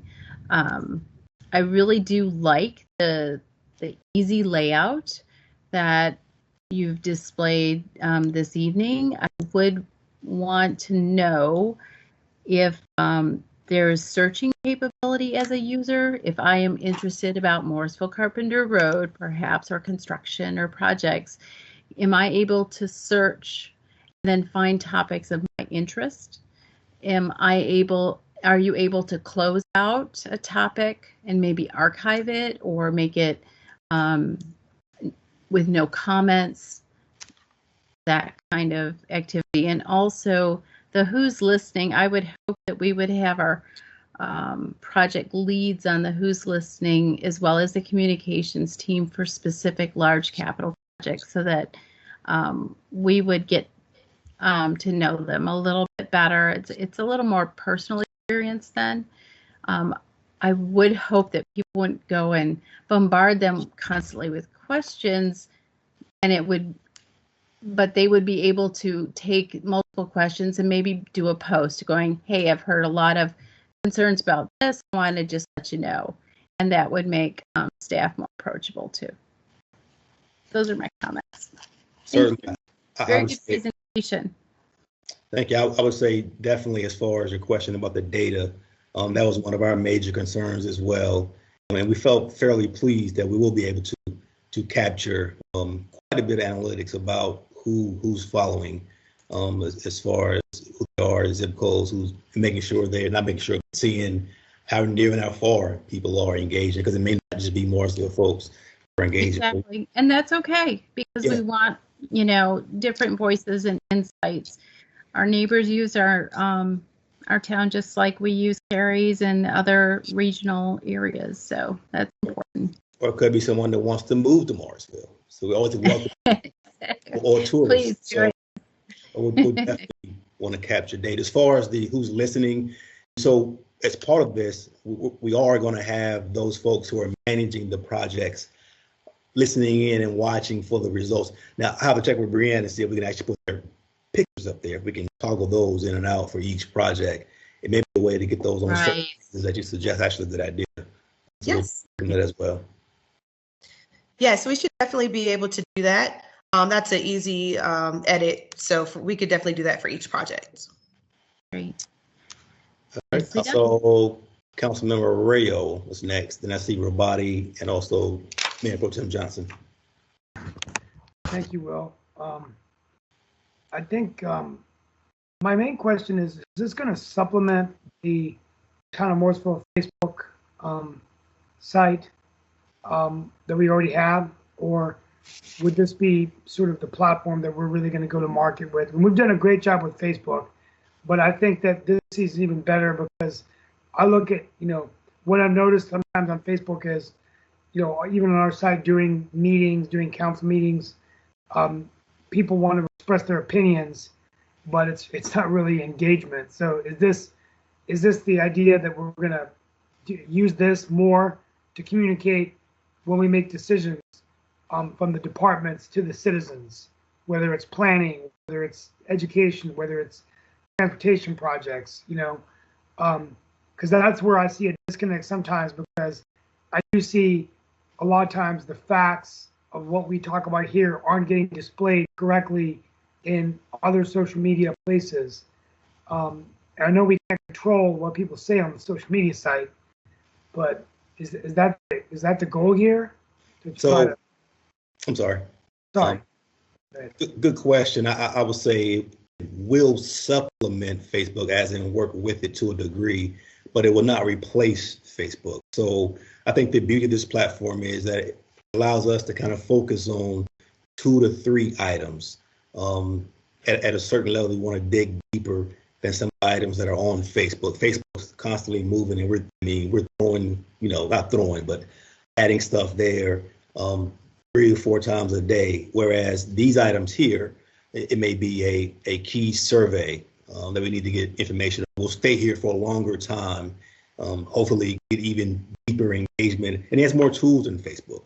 Whereas we can do 8, like I said before, 8 things on this platform.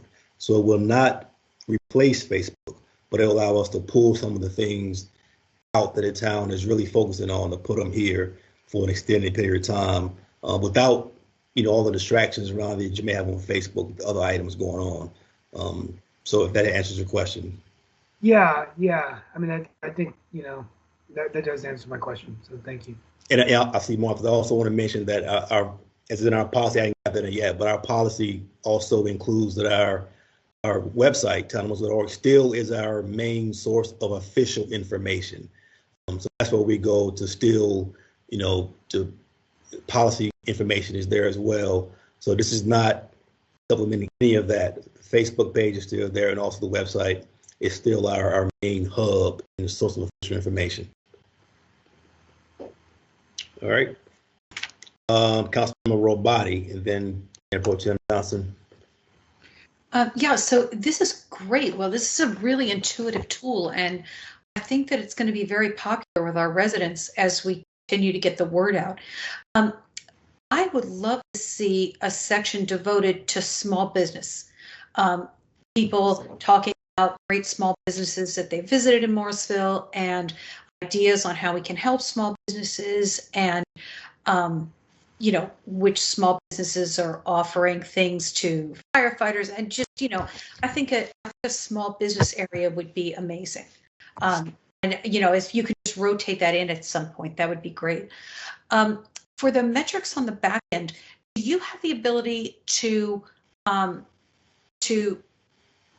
generate metrics that don't include Town of Morrisville email addresses? Just because, like, when the staff hits it or we hit it, like for testing or just to see what's going on, I would be interested in numbers that are purely public hits on the way. So like 61 site visits, how many of them were you and Brianne testing? How many were us going in to see what it was all about? So I think that's important to be able to get that kind of information also. So yeah, we will be able to see all of those people who visited and who they are. But I think they have to use an email address to sign up. So that'll be part of analytics and connecting to that person. So yes. And I would be really interested in, it doesn't have to be, it doesn't have to be a presentation at council at 10 o'clock at night for you guys. But, I'd be interested if you're going to run like monthly reports or whatever you're going to do. I would be very interested in receiving those either by email or, just to see how things are going. Because I think this is an amazing project, and I'll do everything I can to promote it for you. Definitely. I was going to mention as I get to the next page that's going to be a key. It takes a while to actually build a following. So we're going to need you all to help us spread the word once it actually does go live to get that information out. So I appreciate that. We done. I'm sorry, Councilmember everybody. I was done. Thank you. I have one last question from Mayor Pro Tem Johnson. Yes, thank you, Will and Brianne. This is fabulous. I played with it a little bit before tonight and looked around. So I just have a couple of quick questions.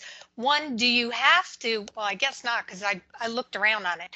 Do you have to register and sign up in order to comment? I didn't try commenting anywhere, but so you do have can you look at it on even without being registered? You can look at it, but you have to register to actually comment and leave questions there. Okay, that's good. That's fine. And then once somebody leaves their comments with their engagement, wherever it is it available for everybody else to see? It will be available. That gives it an opportunity for residents to engage with each other and for us to see it. So it will be there on the platform. Perfect. I love that idea. Good. I wanted to make sure about that. And then my last question, I got a comment. My last question, when are you thinking about making this go live to the public? So our initial plan was to go live in March. So we've had it internally for a few weeks now. We wanted to show you all and then to start marketing and getting it out there by the end of the month. Okay, perfect. And then I guess my last comment, and thank you for talking about the website versus this Engage Morrisville site. And our website is just chock full of information. And I'll be quite honest, sometimes it's hard to find stuff. And so if we take, and I assume that's what you're going to take the top topics or projects like Morrisville Carpenter Road and put them here, folks will get used to coming right here to look about what are the hot topics or the hot projects and clearly get all the information they need in one spot and then not have to worry about searching on our website. Not that that's that difficult, but it just looks fabulous. It feels fabulous. It was good to maneuver around it when I was doing it on my own. So looks great. So thank you. Appreciate it. Thank you. I think I saw, Martha was mentioning that you may see a website cleanup project in the new budget proposal that's coming up. So that's something we're focusing on, actually getting that more streamlined and getting things in order there for you. Mayor Cawley. Yeah, I noticed that it's also mobile friendly. So it actually looks good on your phone as well, which is great. Will it be possible to have an icon that people can have on their phone so they just press it and go right to it so we don't have to type in engagemorrisville.com? We'll look into that and see what that's capable, how that would sync up with it. But we'll know that. Okay. I think this will be a great engagement tool and get some discussions going, kind of like you see on Nextdoor or something like that. Will this be intended to also replace the report a problem that we have on the front of our webpage? No, this is not for reporting problems or anything. This is No, just that will still be there. Yeah, this is, like I said, mostly for engaging with the 3 to 4 items they call projects or engagement items that we have on this site. So we want to be able to focus on 3 to 4 items at a time, basically. And I think it's key that we don't go too far beyond that, so people can stay streamlined. So it's not replacing anything on the website or Facebook. okay. And so for the online engagement feedback, that'll be one that's pretty much always there, and that'll be where people suggest one of the 4 things, something that they want to talk about, so that they can also drive what we're engaging on. Exactly, and I think that's really key for the pilot, so we can get an idea of what our residents want to discuss, and then they may slide over, of course, to one of the tiles on the right at that time. Either they want us to take something else off for a certain period of time. Okay, wonderful, great work. Thank you very much for you and your team for getting this together. Looking forward to it getting off the ground. Thank you, sir. Thank you. Before I get back to Councilmember Robotti, I do want to mention, nobody brought this up yet, but this is in my next policy. So we're asking our town council to be reviewers at this time and not really active participants on the site. We want you all to see the information that's coming in and kind of glean from that and see how you can use that to help us govern going forward, but not be active participants. Take a little pressure off of you at this time, if you will. So I'll go back to Councilmember Robotti.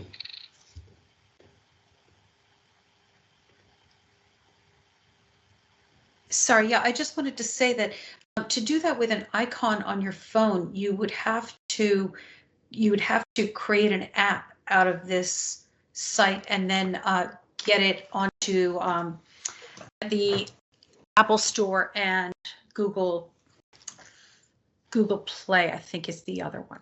So that's just, I mean, that's a big project. Yeah, that's something I'm looking into.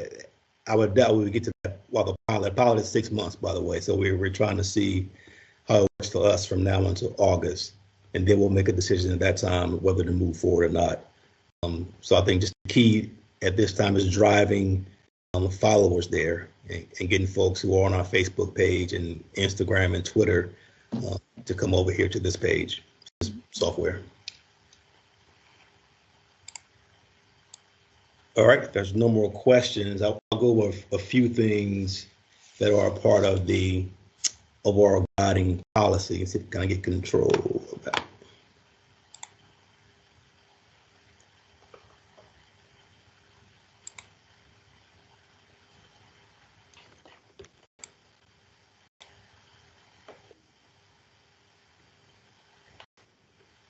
So I can't share can I get control from the let's see if I can do it there.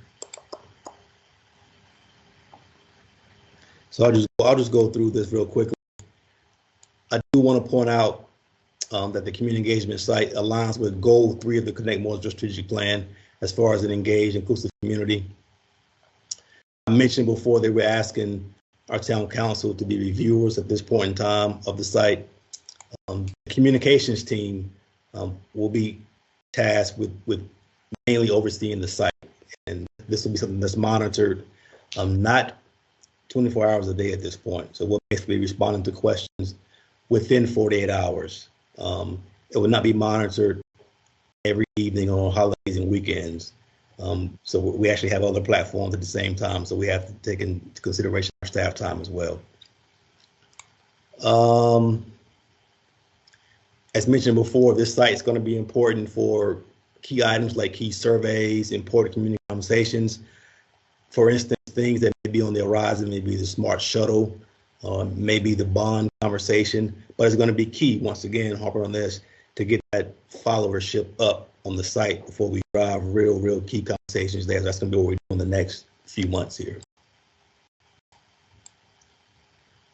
That's basically all that I have, but I do want to reiterate, we're going to need your help as far as sharing information to your constituents and friends and colleagues, that when it actually does go live, we're hoping that's in the next week or so here, that is there, and how important it is for them to engage with us on our important topics. So I thank you all for having us tonight, and we're looking forward to a very successful pilot of Engage Morrisville. Thank you very much, sir, and thank you to the whole team. Really appreciate this update and this sneak peek. Okay. Town Manager Page, anything for the good of the order before I adjourn?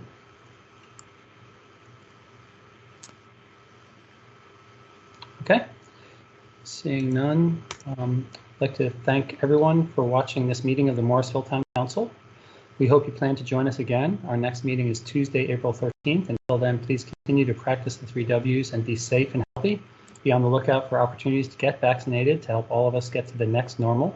Please feel free to email your town council members at towncouncil@townofmorrisville.org or visit www.townofmorrisville.org/council for additional contact information. I'd now entertain a motion to adjourn. I'd like to recognize Councilmember Rabati. I make a motion that we adjourn the meeting. Thank you. Awaiting a second in chat.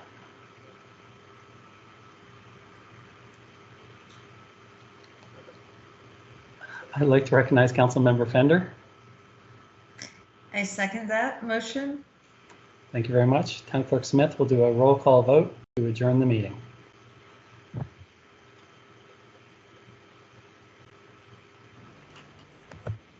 Councilmember Robati, Aye. Councilmember Rao, Aye.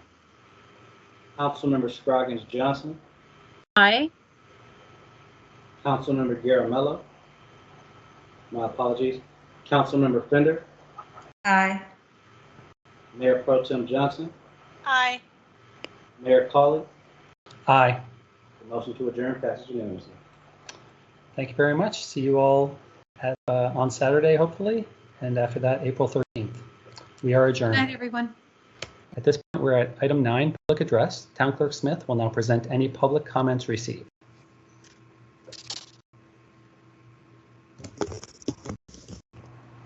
There were 2 public comments received. The first comment is from Steve Lauderdale, 2104 Glade Valley Lane. Town Council members, in case you missed the news this month, the Wake County Public School System had to cap 3 more schools, including one that is a base assignment school for Morrisville families. Northwoods Elementary is now capped. Despite the 2019 opening of 2 new schools in our area, Parkside Elementary and Austin Ridge Middle, Morrisville families now have 5 capped schools. Residents that moved to our base assignment area after the cap was established are capped out and are sent to a more distant school. This is not a choice. Here's a summary of the 5 capped schools for Morrisville families. Panther Creek High School, capped since 2016. Cedar Fork Elementary, capped since 2017. Weatherstone Elementary, capped since 2019. Austin Ridge Elementary, capped since 2020. Northwoods Elementary, capped in 2021. I have noticed the PZB's disregard and disdain for the Wake County Public School system. Just watch the videos. Please do not believe the comments from the PZB meeting that Durham Public Schools will rescue Morrisville families. Please do not believe the comments from the PZB meeting that crowded schools are nothing new. I have news for you. 5 capped schools for Morrisville is something new. Despite 2 new schools, the overbuilding pushed by the PZB has contributed to the school problems. In addition to the caps, the lack of calendar options is also due to the overbuilding pushed by the PZB. I hope town council members will not be a rubber stamp for the PZB.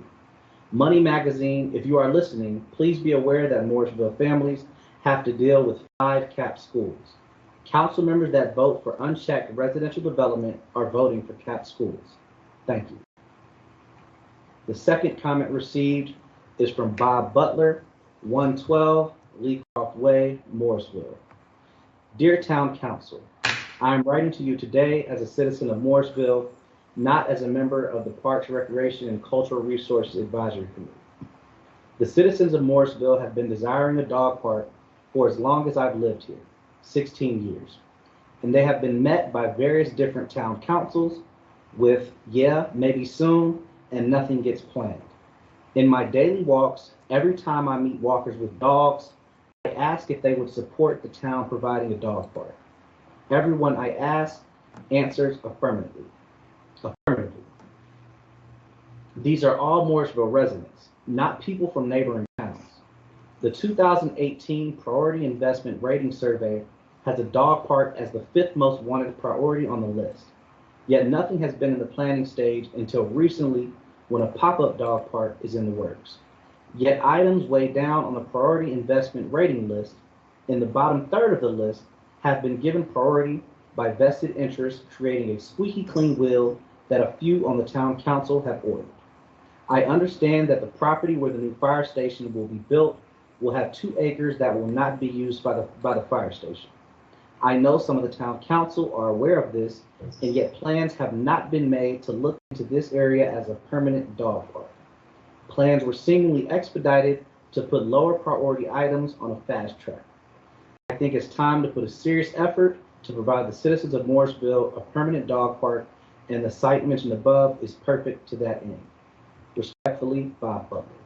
Those were all the public comments received. Council did receive all comments in their entirety, and they will be entered into the public record.